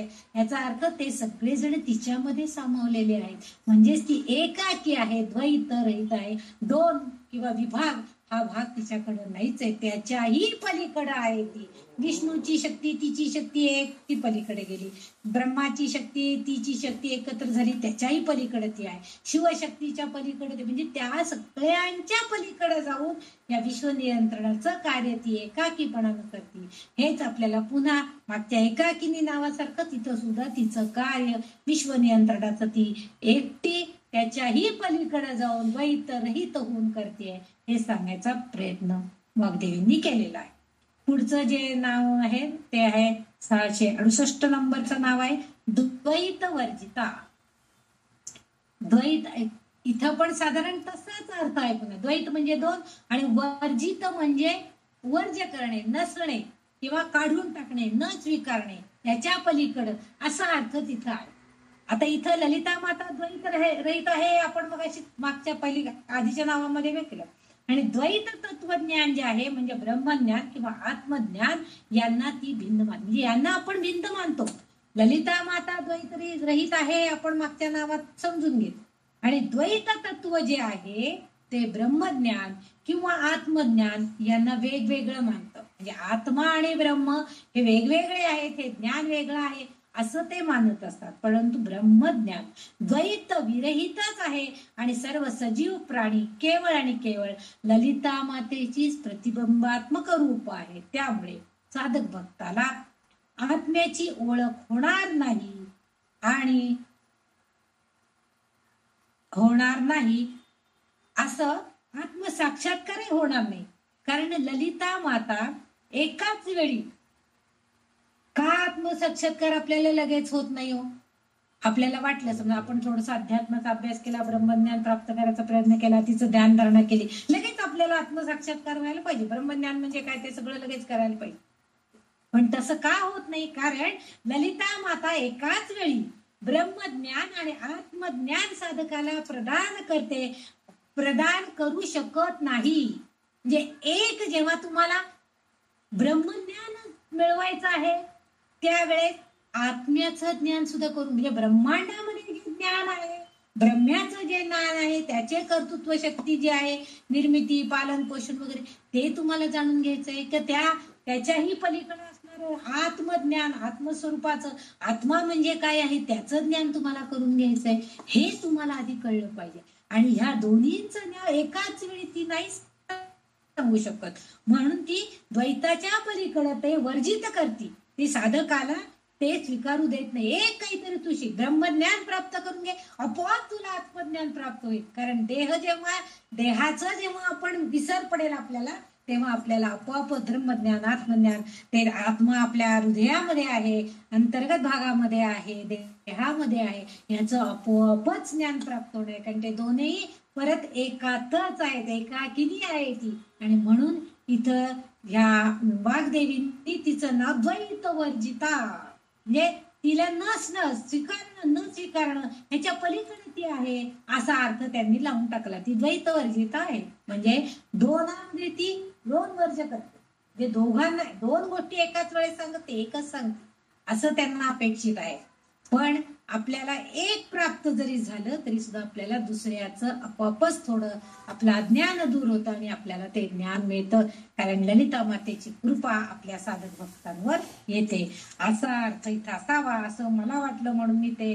कारण का, जर आपल्याला आत्मसाक्षात्कार करून घ्यायचा असेल तर आपल्याला ज्ञान प्राप्त करून घेणं आधी गरजेचं आहे. आणि आत्मज्ञान व्हायचं आहे म्हटलं ब्रह्मज्ञान पण आपोआप होणार, दोन्ही एकमेकाच्या जोडीनंच येणार आहेत. आणि हे आपल्याला होण्यासाठी ललिता मातेची कृपा पाहिजे, तीच आपल्याला सहाय्यभूत होणार आहे आणि तीच त्याच्यासाठी आपल्याला मदत करणार. पुढं श्लोक नंबर 132 जो आहे तो आता आपण बघणार आहोत. 132 नंबरच्या श्लोकामध्ये अन्नदा वसुधा वृद्धा ब्रह्म आत्मा ऐक्य निरूपिणी स्वरूपिणी बृहती ब्राह्मणी ब्राह्मी ब्रह्मानंदा बलिप्रिया. याच्यामध्ये साधारणपणे 9-10 नावं आपल्याला या एका श्लोकामध्ये बघायला मिळतात. पहिलं जे नाम त्यांनी उल्लेख केलेला आहे ते म्हणजे अन्नदा, अन्न देणारी, अन्नदा, दा म्हणजे दायिनी म्हणजे देणारी, अन्नदा. अन्न देणारी संपूर्ण विश्वाच्या उदरनिर्वाहाची जबाबदारी तिच्यावर आहे. ती सार्वभौम आहे, पालन पोषण करणारी आहे. आपण आधीच्या नामांमधनं बघितलेलं आहे. म्हणजे अन्न हे सजीवाला जगण्यासाठी आवश्यक गोष्ट आहे आणि ती विश्वाचा मूलमंत्र, विश्वाची मूलधारणी तीच आहे. आणि मग जीव जगण्यासाठी ते अन्न हे सजीवाला अतिशय आवश्यक गोष्ट आहे. एक सजीव दुसऱ्या सजीवासाठी सुद्धा अन्न बनतो. आपण बघतो जीवो जीवस्य जीवन. एक सजीव असतो तो दुसऱ्या जीवाला त्याचं अन्न ते आहे. म्हणजे आता मांजर असलं तरी उंदराला खातो. असं म्हणजे प्रत्येक जीव दुसऱ्या सजीवाला, आता त्या मांजराला खाणारा त्याच्यापेक्षा मोठा प्राणी असतो, ते मांजराला भक्ष्य करतात. मुंगूस मांजर यांचं मांडण होतं. म्हणजे अशा प्रकारे आपण काय म्हणतो, मुंगूस गरुड हे असतं. म्हणजे एक सजीव हे दुसऱ्या सजीवासाठी अन्न बनवू शकतोय. आपण काही वेळेला काय होतं, जर आपल्याला अन्न मिळालं नाही तर आपलं उदरनिर्वाह आपला होणार कसा? कारण एक जीव दुसऱ्यावरती अवलंबून आहे. जर समजा त्या आईलाच चांगलं अन्न मिळालं नसेल तर त्या बाळाला तरी चांगलं दूध कसं मिळणार? ते बाळ आपोआपच कुपोषित होऊन राहील. म्हणजे आपण आजारी पडू. म्हणून ही माता, म्हणजे आता इथं सजीवाच्या बाबतीमध्ये आपण विचार केला की बाळाला चांगलं दूध मिळालं नाही, त्याचं पोषण चांगलं झालं नाही तर तो कुपोषित होईल. तसंच इतर सजीव प्राणी सुद्धा त्यांची वाढ चांगली होणार नाही. गाईचं दूध आपण सगळं काढून घेतलं, त्याच्या वासराला जर काहीच दिलं नाही तर ते वासरू कृश होईल आणि ते कदाचित मृत्युमुखी सुद्धा त्याला पडावं लागेल. म्हणजे हे जसं होणार आहे तर ह्या सगळ्याची काळजी, उदरनिर्वाहाची संपूर्णपणे जबाबदारी जी आहे ही माता हे कार्य करते. आणि या नापात ती हे सिद्ध करून दिसते. प्रत्येक घटकामध्ये ती आहे हे आपल्याला आपण मागच्या नामांमध्ये जसं बघा, पाणी, पाण्याची वाफ, ढगाचं पाणी, ढग होता, ढगाचं पुन्हा पाणी, हे जे चक्र आहे. ढग तिथं आकाशात गेले की पुन्हा गारावा लागले, पुन्हा ते खाली कोसळून येतात, पुन्हा पाणी होतं, पाण्याची वाफ होती. हे जे चक्र आहे तसं भूस्तरावरती जे अन्नाचे उत्पादन होत आहेत ती गरजेनुसार टिकून राहतात आणि नंतर शेवटी ती अन्नातच विरघळून जातात. म्हणजे भूतलावरती आता आपण बघतो जमिनीमध्ये वाफे करून काही मेथी लावतात, काही काय करडई लावतील, काही आंबाडी लावतील. म्हणजे प्रत्येक वेगवेगळ्या भाज्या लावत्या. कोणी मका लावतं, कोणी जोंधळे लावतात. म्हणजे भूतलावरती ह्या सगळ्या, हे सगळे सजीव आहेत. छोटे छोटे अंकुर निर्माण होणाऱ्या गोष्टी आहेत त्या, ह्या सगळे निर्माण होतात. आणि मग आपल्यासारख्या सजीवांपर्यंत येतं. मग आपल्याला भेंडीची भाजी आवडते, मग आपण भेंडी आणतो, भेंडीची भाजी करतो, खातो आणि परत काय करतो, शेवटी त्याचं काय होतं, मलमूत्रामध्ये रूपांतर होतं. पुन्हा त्याचं विघटन ते पुन्हा अन्नाला, मातीला मिळतं. म्हणजे हे जे चक्र आहे उदरनिर्वाहाचं, हे सगळं म्हणजे शेवटी अन्नातच सगळं विरघळून जातं आणि फक्त गरजेनुसार जे आवश्यक घटक आहेत तेवढेच आपण टिकवून घेतो. आणि बाकी सगळं म्हणजे ती अन्न देणारी, पालन पोषण करणारी अशी ती माता आहे. आणि हे सृष्टीचं चक्र जे आहे ते तिच्यावरच अवलंबून आहे.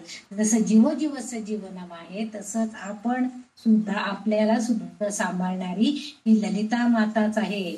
आत्ताचं जे शाकंभरी नवरात्र झालं त्याच्यामध्ये आपण बघितलं की अन्नाचा दुष्काळ पडला, काही अन्न पिकलं नाही, सगळी शेतं कोरडी पडली. आणि मग जेव्हा देवतेची कृपा झाली तेव्हा सगळीकडे फळं फुलं धान्य वगैरे सगळं उगवलं. म्हणजे देवीच्या कृपेशिवाय ते काही होत नाही.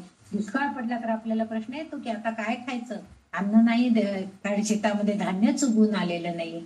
ह्या सगळ्यासाठी तिचीच कृपा पाहिजे तरच हे होतं. म्हणून तिला अन्नदा असं नाव दिलं. संपूर्ण विश्वाचा उदरनिर्वाह करण्याचं काम ही माता स्वरूप जगत जननी असणारी ही ललितांबिका करते आणि म्हणून तिला अन्नदा असं नाव त्यांनी दिलेलं आहे. छान अर्थ या अन्नदा या शब्दामध्ये आहे.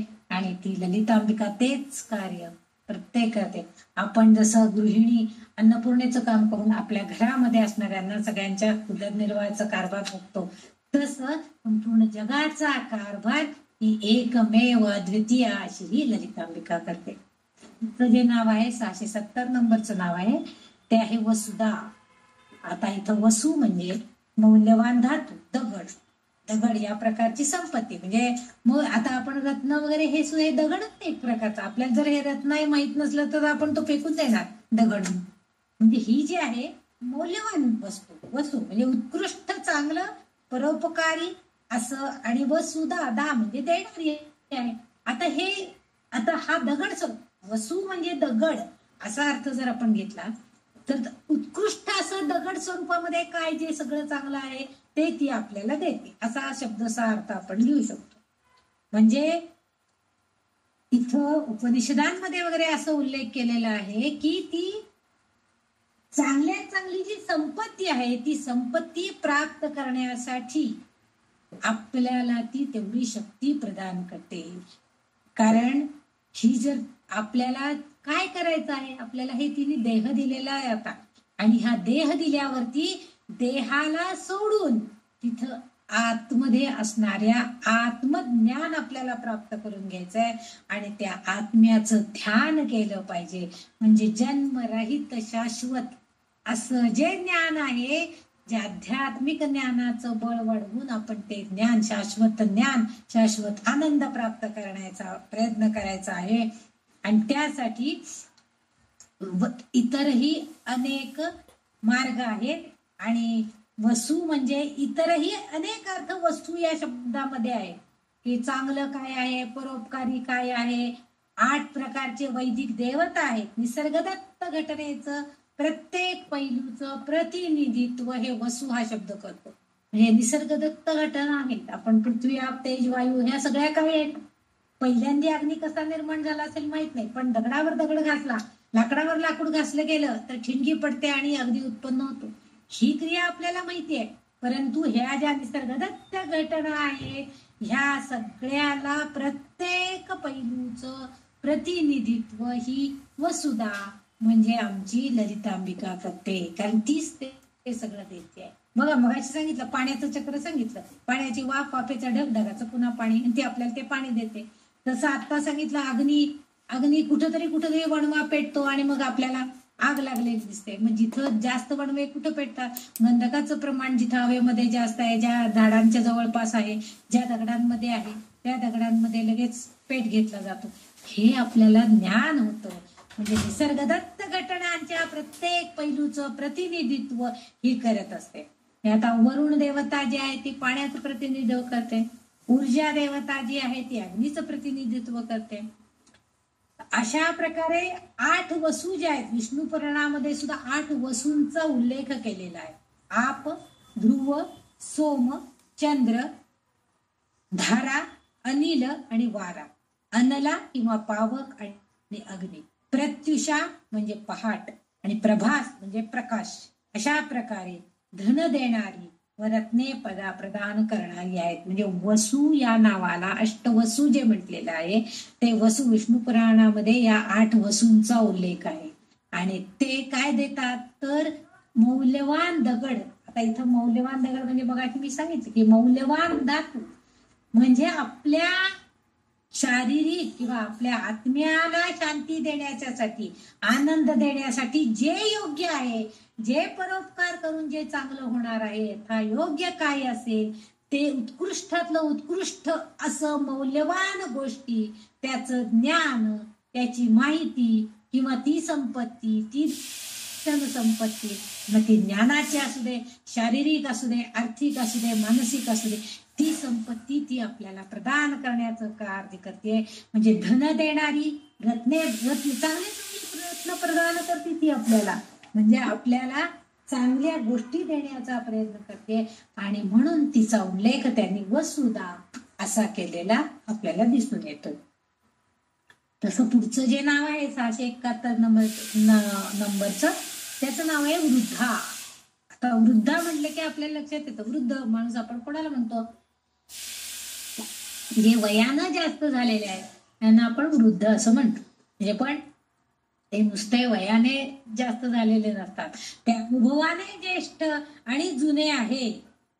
म्हणजे वृद्धा हा काठीचा आधार घेऊन चालणारे वृद्ध असा तिथं अर्थ आहे.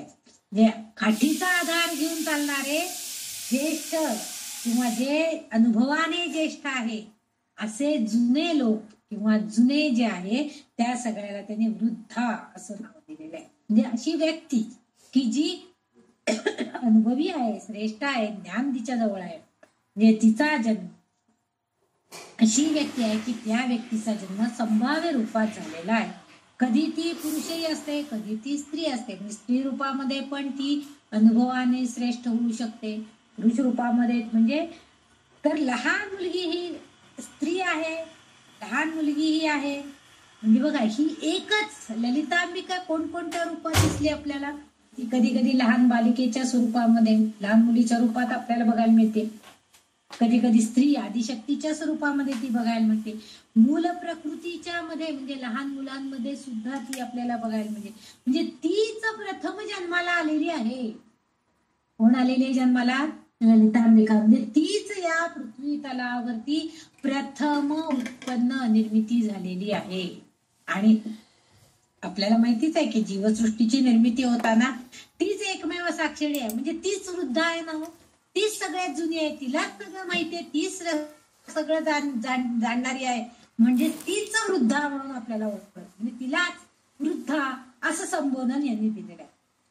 पण नुसतं ती वयानं वृद्ध झालेली नाही, तर अनुभवजन्य कर्तृत्वाने, आपल्या अनुभवांनी, आपल्या ज्ञानानं तिनं हे संपूर्ण जगत व्यापून टाकलेलं आहे.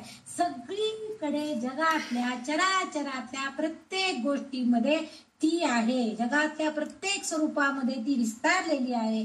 म्हणून तिला आदिम स्वभावाची अशी वृद्धा, आदिम स्वभावाची अशी वृद्धा असं नाव दिलं गेलेलं आहे, संबोधलं गेलेलं आहे. म्हणजे तिने सगळ्यांना वाटून टाकले. चराचरातल्या प्रत्येक सजीवामध्ये ती आहे आणि म्हणून तिला वृद्धा असं नाव, संबोधन वाग्देवींनी इथं दिलेलं आहे. असं त्याचा अर्थ थोडा आहे. नंतर 672 नंबरच्या नावामध्ये ब्रह्मात्मैक्य स्वरूपिणी, ब्रह्म आत्म ऐक्य स्वरूपिणी. ब्रह्म शब्दशः अर्थ जर घेतला तर ब्रह्म आणि आत्म्याच्या ऐक्याचे रूप. ब्रह्म आणि आत्म्याच्या ऐक्याचं रूप म्हणजे ललितांबिका, असं तिचं शब्दशः अर्थ जर घेतला. आता इथं आपल्याला काय बघायचंय, तर ती काय आहे? ब्रह्माचे सर्व गुण तिच्यामध्ये आहेत. आत्मा म्हणजे जीव आणि हा ब्रह्मातल्या सर्व गुणांनी युक्त असा तो ब्रह्म, आणि आत्मा म्हणजे हा जीव, या दोघांचं ऐक्य झालं म्हणजे एकत्रित आले तर ती त्या स्वरूपामध्ये ती आपल्याला बघायला मिळते. म्हणजे ब्रह्म आत्म ऐक्य स्वरूपिणी, या दोघांचं एकत्रित मिलन होणं, एकत्रित येणं, त्यांचं ऐक्य होणं, ह्यामध्ये त्याचं स्वरूप आपल्याला बघायला मिळतं. आता इथं स्वरूपिणी, स्वमध्ये हंस मंत्र असं काहीतरी त्यांनी उल्लेख केलेला आहे, आणि रूपिणी म्हणजे तिचंच रूप आहे. म्हणजेच ती हंस मंत्राच्या रूपामध्ये साकार आहे. तीच ब्रह्म म्हणजे शिवाबरोबर एकाकार होते. आणि जेव्हा एखादा साधक भक्त आपल्या श्वासोच्छवासाबरोबर हंस मंत्राचा जप करतो, म्हणजे दिवसभर जेवढे श्वास घेणे आणि सोडणे ही जशी क्रिया होते, तेवढ्या वेळेला अजपा जप म्हणतो आपण त्याला. म्हणजे आपोआप श्वासाबरोबर जप केला जातो आणि श्वास सोडला की पुन्हा दुसरं ते नाम घेतलं जातं. अजप असं जे आपण म्हणतो तो घेतला जातो. आणि हे नाम सदैव घेणारे असे जे साधक लोक आहेत, त्या साधक भक्तांना आपोआपच आत्म्याचा साक्षात्कार होतो, परमात्म्याची ओळख होते आणि शक्तीशी ते सम्मिलित होऊन त्यांना त्याचा आनंदही प्राप्त होतो, आत्मसाक्षात्कार होतो. आत्मा आपल्या स्वरूपात ब्रह्म आपल्या हृदयामध्ये स्थित आहे असं जेव्हा आपण जाणून घेऊ शकतो, तेव्हा आत्मज्ञान आपल्याला प्राप्त होतं, ते तत्वज्ञान आपल्याला कळतं.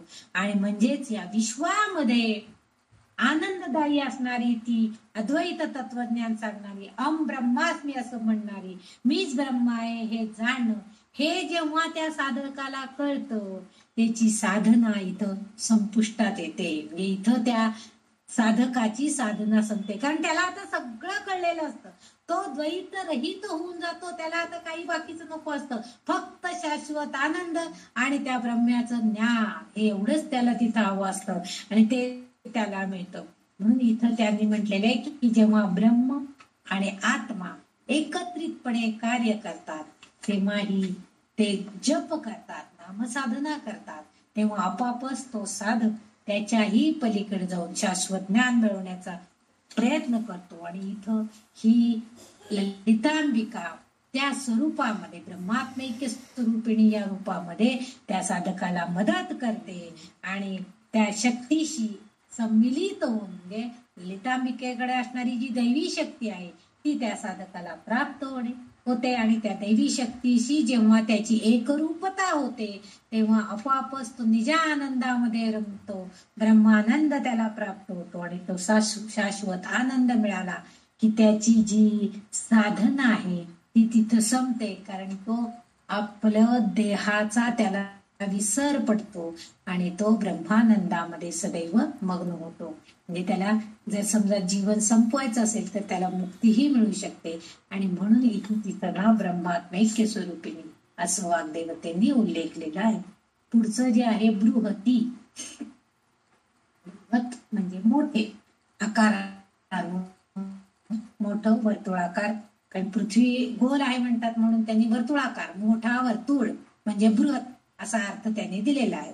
पृथ्वी गोल बृहत आकारात आहे असे म्हणतात. येथे तिची महनीयता आतापर्यंत आपण बघितलीच आहे. म्हणजे आता ती महान आहे. सर्वात मोठं म्हणजे पृथ्वीची लांबी रुंदी मोजायला आपल्याकडं त्याचं परिमाणच नाहीये. आपण एक तात्पुरती काहीतरी परिमाण वापरतो आणि त्याच्यापेक्षा मोठी असं फक्त सांगतो, ह्याच्यापेक्षा मोठी आहे एवढंच आपल्याला सांगता येतं. म्हणजे लांबी रुंदी मोजण्यासाठी मीटर किलोमीटर किंवा असं जर काही परिमाण असतील तर त्याच्याही संदर्भ आपण जरी घेतला तरी त्याच्याही पलीकडे ती आहे, बृहती आहे, मोठी आहे.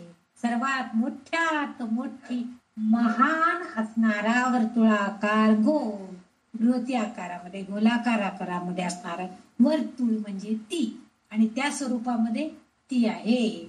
म्हणजे कोण? ललितांबिका. म्हणजेच काय आहे हो, तर तिचं जे कार्य आहे ते कार्य इतकं महान आहे, इतकं मोठं आहे की आपण त्याला त्याचा मोजमापच करू शकत नाही. म्हणजे ती अशा दैवी गुणांनी युक्त आहे की आपण त्याचं मोजमाप करू शकत नाही, आपण ते मोजू शकत नाही. त्याच्या पलीकडे जाऊन ती आहे.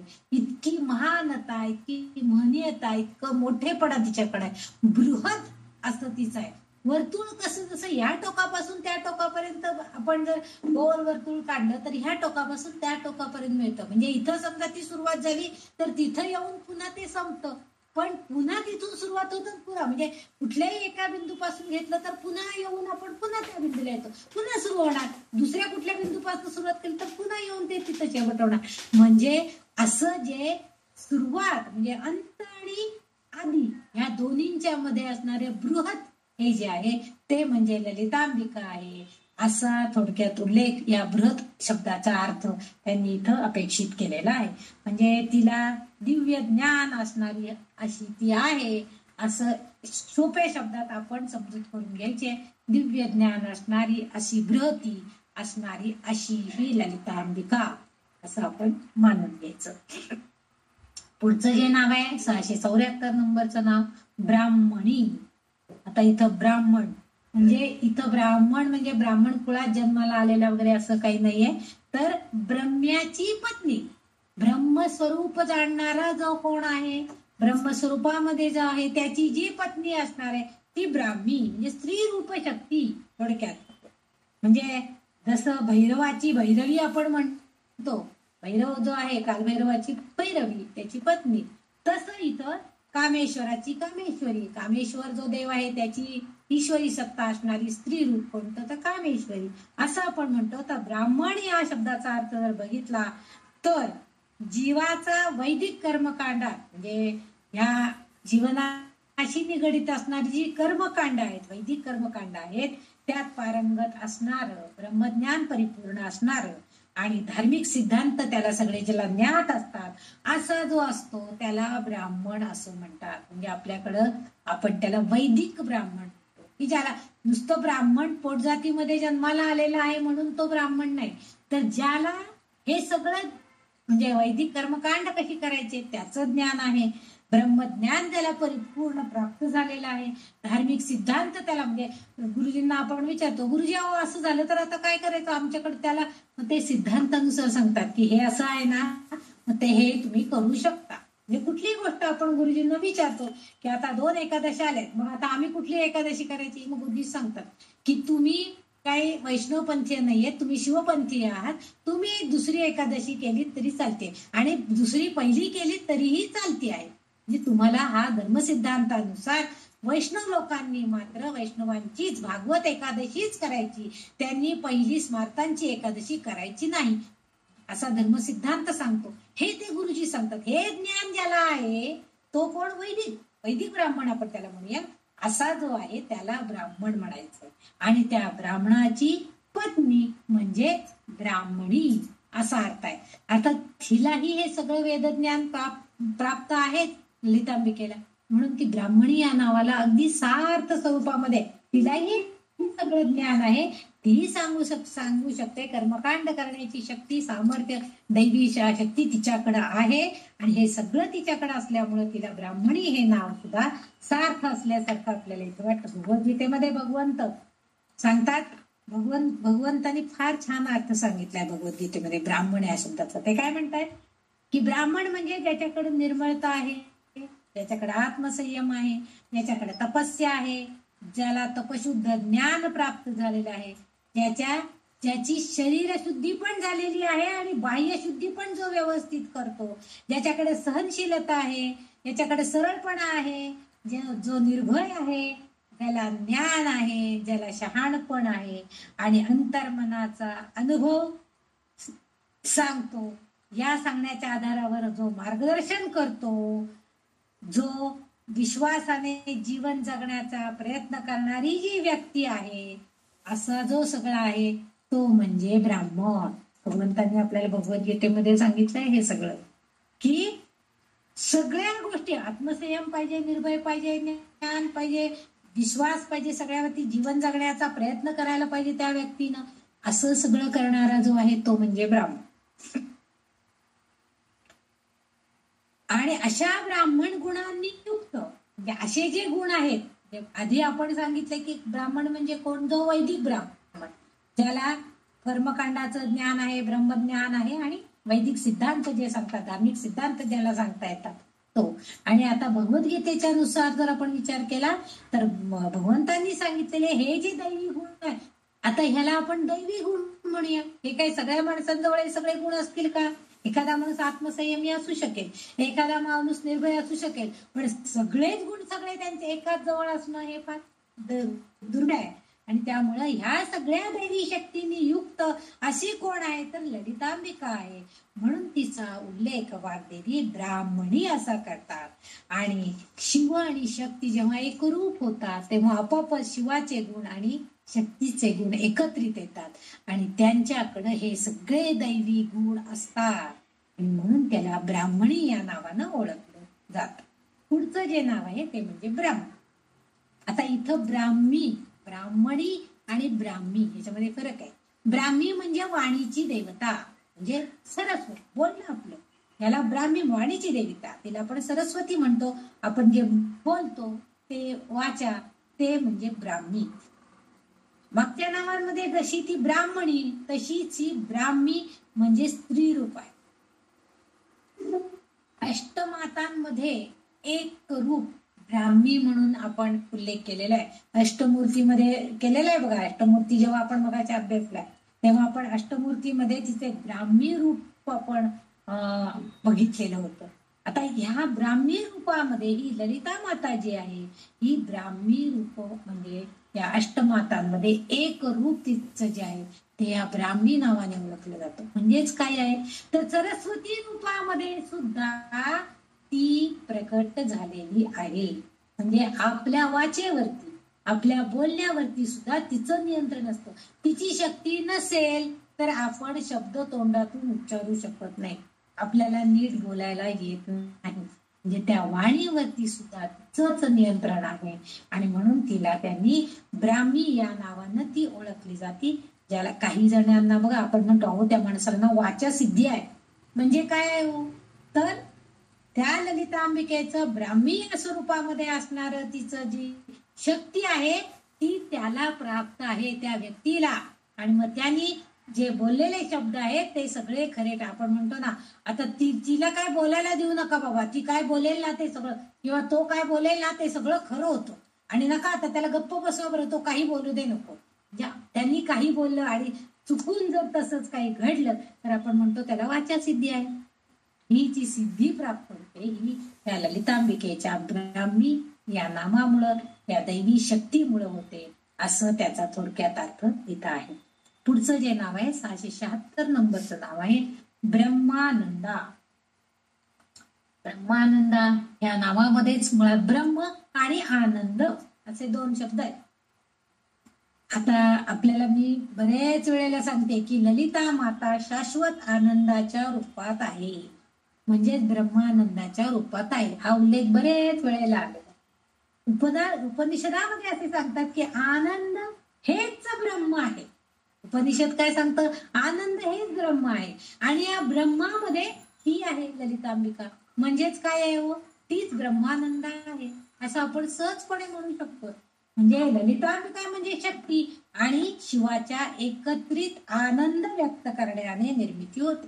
कारण ते दोघं जेव्हा एकत्रपणे येतात शिव आणि शक्ती, तेव्हा ते आनंदाला एकत्रित येतात आणि तिथं आपल्याला आनंद निर्माण होतो. म्हणजेच जेव्हा स्त्री आणि पुरुष किंवा शिव आणि शक्ती एकत्रित येतात तेव्हाच सजीव प्राणी जन्माला येतो. जेव्हा आनंद निर्माण होतो, जो निर्मिती आनंदाची आणि निर्मितीची ह्या दोन्ही तिथं कार्य करतात आणि त्यामुळे एका सजीव निर्मिती तिथं झालेली आपल्याला दिसून येते. आणि जेव्हा जीव जन्माला आल्याबरोबर त्याला ती शिवशक्ती यामधील आनंदाचा आधार त्याला प्राप्त होतो. बघा, शिवशक्ती जेव्हा एखादी स्त्री किंवा आता एखादी पण गाय घेऊया, ती गाय समजा एखादी गर्भिणी राहिलेली असेल तर तिच्या मालकाला कोण आनंद होतो की हा अच्छा ठीक आहे, तिच्या पोटामध्ये आता एक सुंदर असं पुन्हा वासरू निर्माण होणार आहे. या मालकाला खूप आनंद होतो. एखाद्या स्त्री असेल एखादी आणि तिच्या पोटामध्ये जर ती गर्भिणी असेल तर आपण म्हणतो हा ती आता एका नवीन जीवाला जन्म देणार आहे, मग आपण तिची काळजी घेतो, तिला चांगलं ठेवण्याचा, आनंदी ठेवण्याचा प्रयत्न करतो.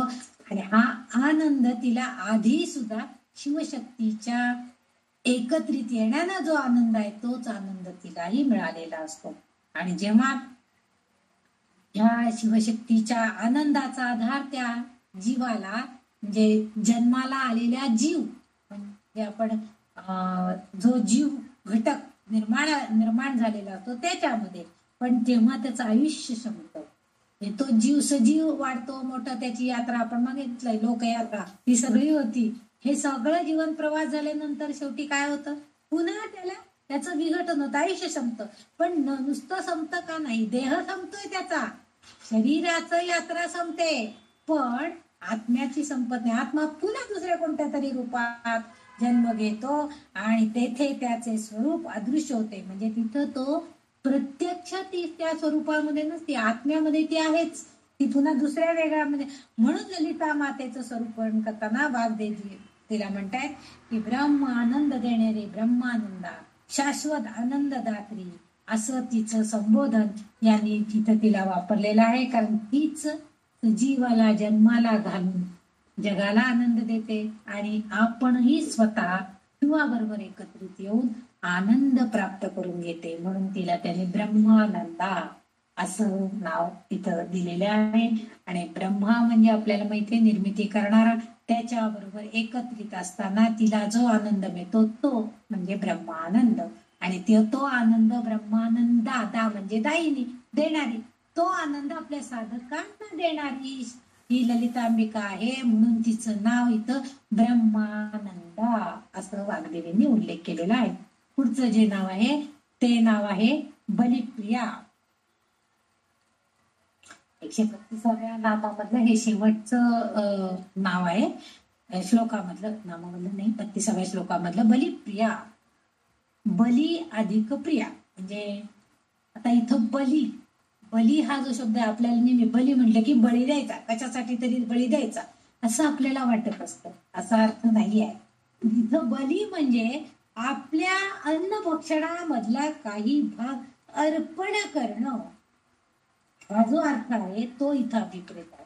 त्याला आपण भूत यज्ञ असं सुद्धा म्हणतो. म्हणजे आपण तुम्ही जर कधी याला गेला असाल शिवपुरीला, अक्कलकोटच्या जवळ जे शिवपुरी म्हणून आहे, तर तिथं रोज ते एक छोटासा होम करतात, म्हणजे एकच दोनच गौऱ्या वगैरे पेटवतात कापूर लावून, आणि त्याच्यामध्ये 5च अक्षदांचा होम केला जातो.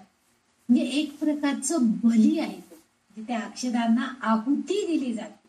म्हणजे हा जो भाग आहे अर्पण करणं आहे.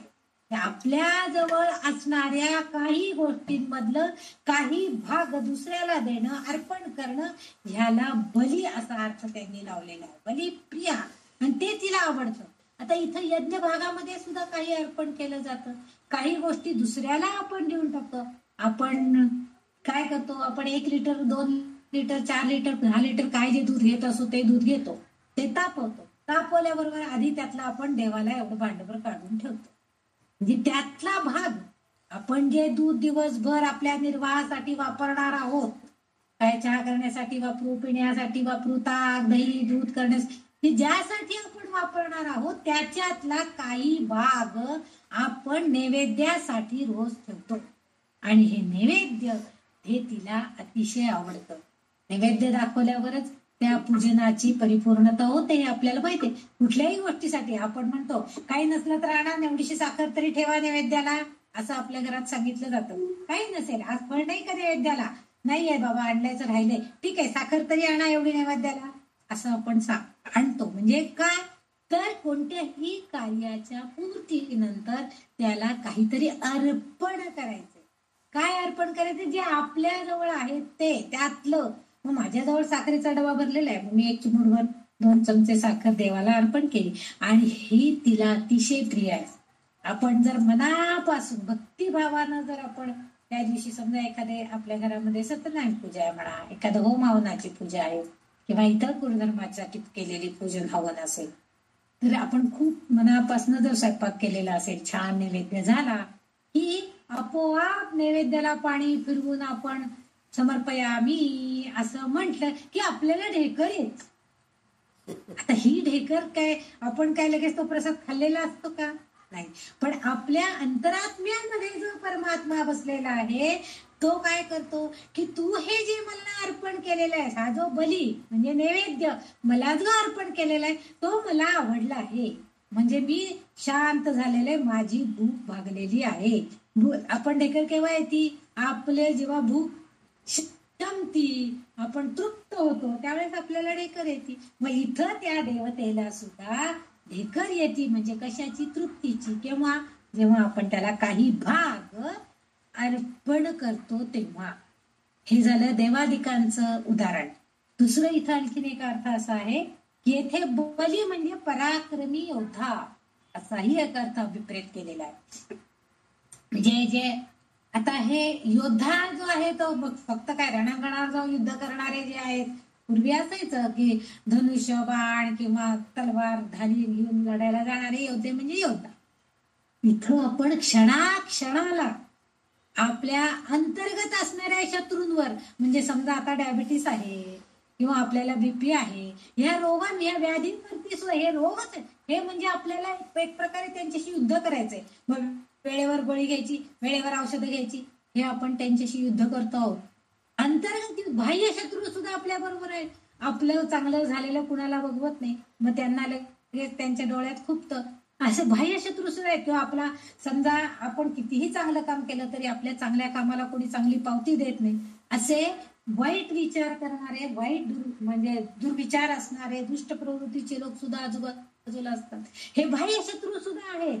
आणि ह्या सगळ्यावरती आपल्याला विजय मिळवायचा आहे.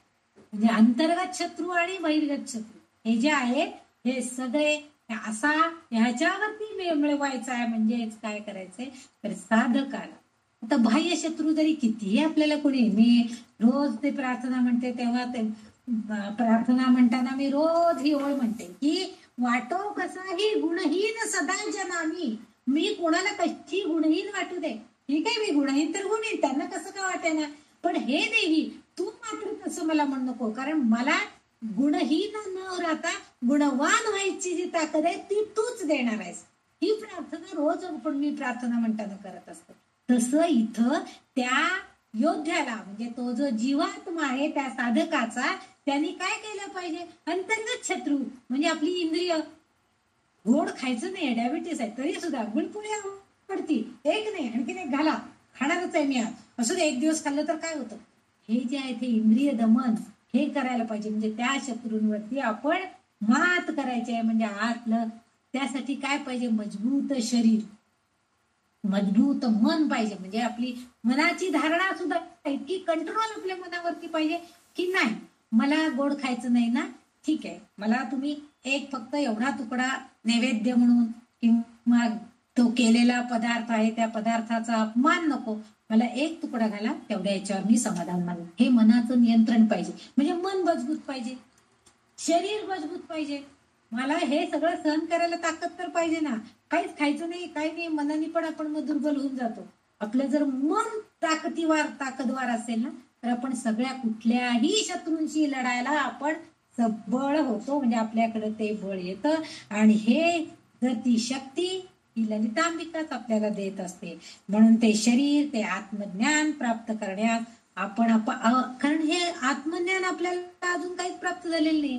पण जेव्हा आपल्याला कळायला लागतं की नाही, अध्यात्म म्हणजे काय आहे, हा देह म्हणजे काय आहे, आत्मा म्हणजे काय, हे आता हळूहळू आपण आध्यात्मिक अभ्यास जेव्हा करतो, स्तोत्र स्तुतीपाठ किंवा प्रवचन कीर्तन ऐकतो, तेव्हा आपल्याला हळूहळू कळतं. आणि मग आपण काय करतो, ते समजून घेण्याचा प्रयत्न करतो की ज्या योगे हा देह काही नाही, देहापुरत्या गरजेचं जेवढं अन्न आहे ना तेवढंच मी भक्षण करेन.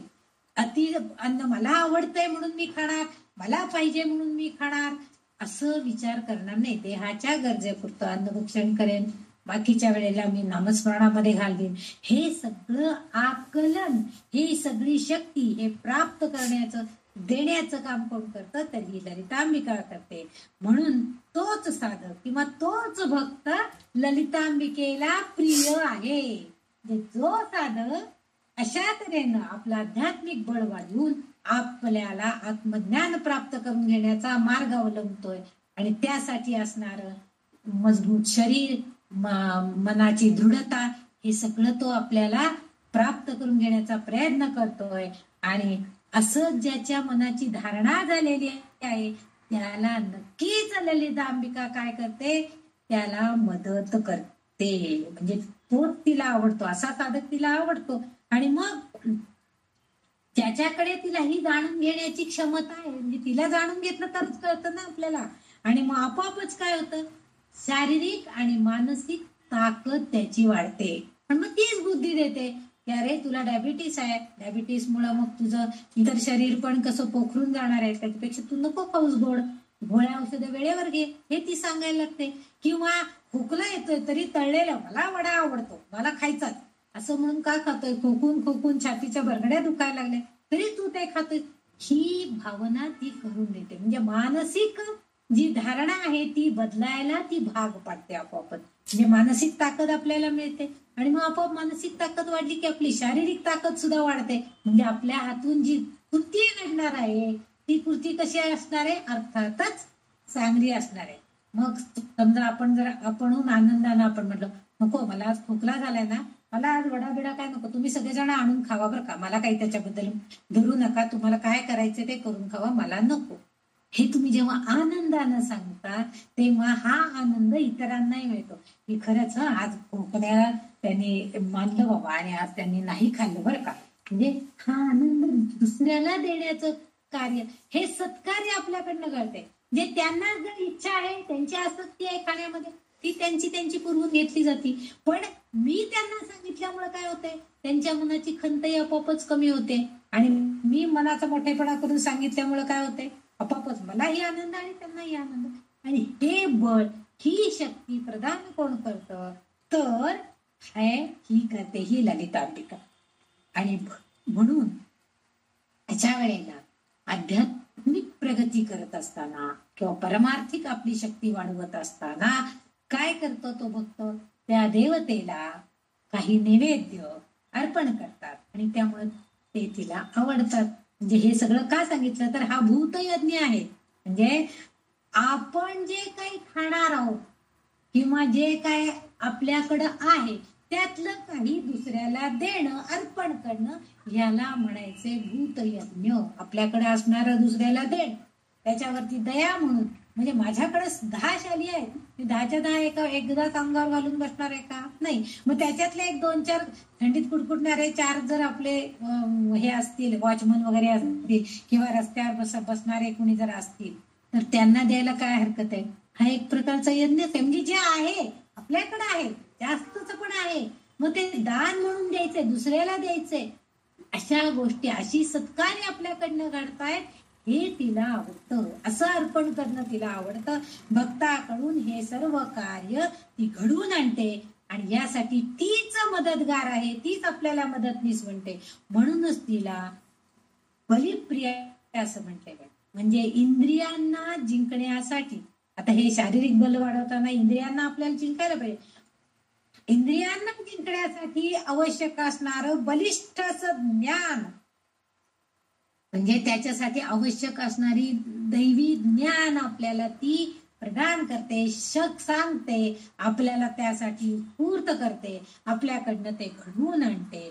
आणि असे ज्ञानी भक्त तिला आवडतात. प्रिया इथं अर्थ तिला आवडतात, म्हणून बलिप्रिया आहे. म्हणजे ती जे आपल्याला जे काय आपले भक्त जे काही चांगलं तिच्याकडे अर्पण करण्याचा प्रयत्न करतायत, मग आपली म्हणजे माझा अहंकार आहे, मी तुला देऊन टाकलाय, दान करून टाकायचा, तिच्याकडे देऊन टाकायचा आणि तिच्याकडनं काय घ्यायचंय आपल्याला, तर माझा अहंकार नष्टतेसाठी असणारी शक्ती तिच्याकडनं मिळवायची. आणि हे इंद्रिय दमन, माझा क्रोध, माझा अहंकार, माझ्याकडे असणारे जे काही विषय वासना, या सगळ्याच नष्ट करण्याचं कार्य हीच ललितांबिका करणार आहे. आणि म्हणून तिला थोडं काहीतरी अर्पण करून तिच्याकडनं आपण ज्ञान मिळवायचंय. असे साधक भक्त तिला आवडतात, असं या नामामध्ये वाग्देवींनी आपल्याला सांगितलेले. म्हणजे दररोज आपण जरी देवाला नमस्कार करून एखादा नैवेद्य जरी दाखवला तरी तो तिला अतिशय आवडतो तो, आणि ते ती आवडीनं भक्षण करते किंवा आवडीनं ते घेते. की माझा भक्त त्याला जे हवं आहे ते मागण्यासाठी आधी काहीतरी देतोय. नुसतं मला दे मला दे मला दे म्हणायचं नाहीये, तर मी तुला पण काहीतरी आधी देते, त्याला आधी काहीतरी अर्पण करून मग काहीतरी मागायची वृत्ती आपण करायला पाहिजे. अर्थात हे मागणं म्हणजे त्याच्याकडं ऐहिक गोष्टी मागायच्या नाहीये, तर ज्ञान मागायचं आहे. म्हणजे अज्ञानातून दूर होण्यासाठी सहाय्य तिने करावं, हेच तिच्याकडे आपण मागायचं आहे. आणि म्हणून इथं बलिप्रिया असं नाव उल्लेख केलेला आहे. ललितांबिकेच्या चरणी माझ्या अल्पमतीनं जे काय मी सांगायचा प्रयत्न केला, तिच्या स्तुतीचे जे शब्द आहेत, तिचे जे नाम आहेत, त्याचा भावार्थ सांगण्याचा मी प्रयत्न केला. ते मी सगळं आज इथे समर्पित करते. जे काय बरोबर आहे ती सगळी कृपा, आणि जे काय चूक असेल ते माझ्या अज्ञानामुळे आहे, हे तर निश्चितच आहे. माझ्या काही चुकीच्या माकीच्या शब्दांना आपण माफ करावं अशी मी अपेक्षा करते. आणि मी माझ्या वाणीला इथंच विराम देते, इथंच थांबते. भगवती श्री जगदंबा माता की जय. जय जगदंब, जय भगवती.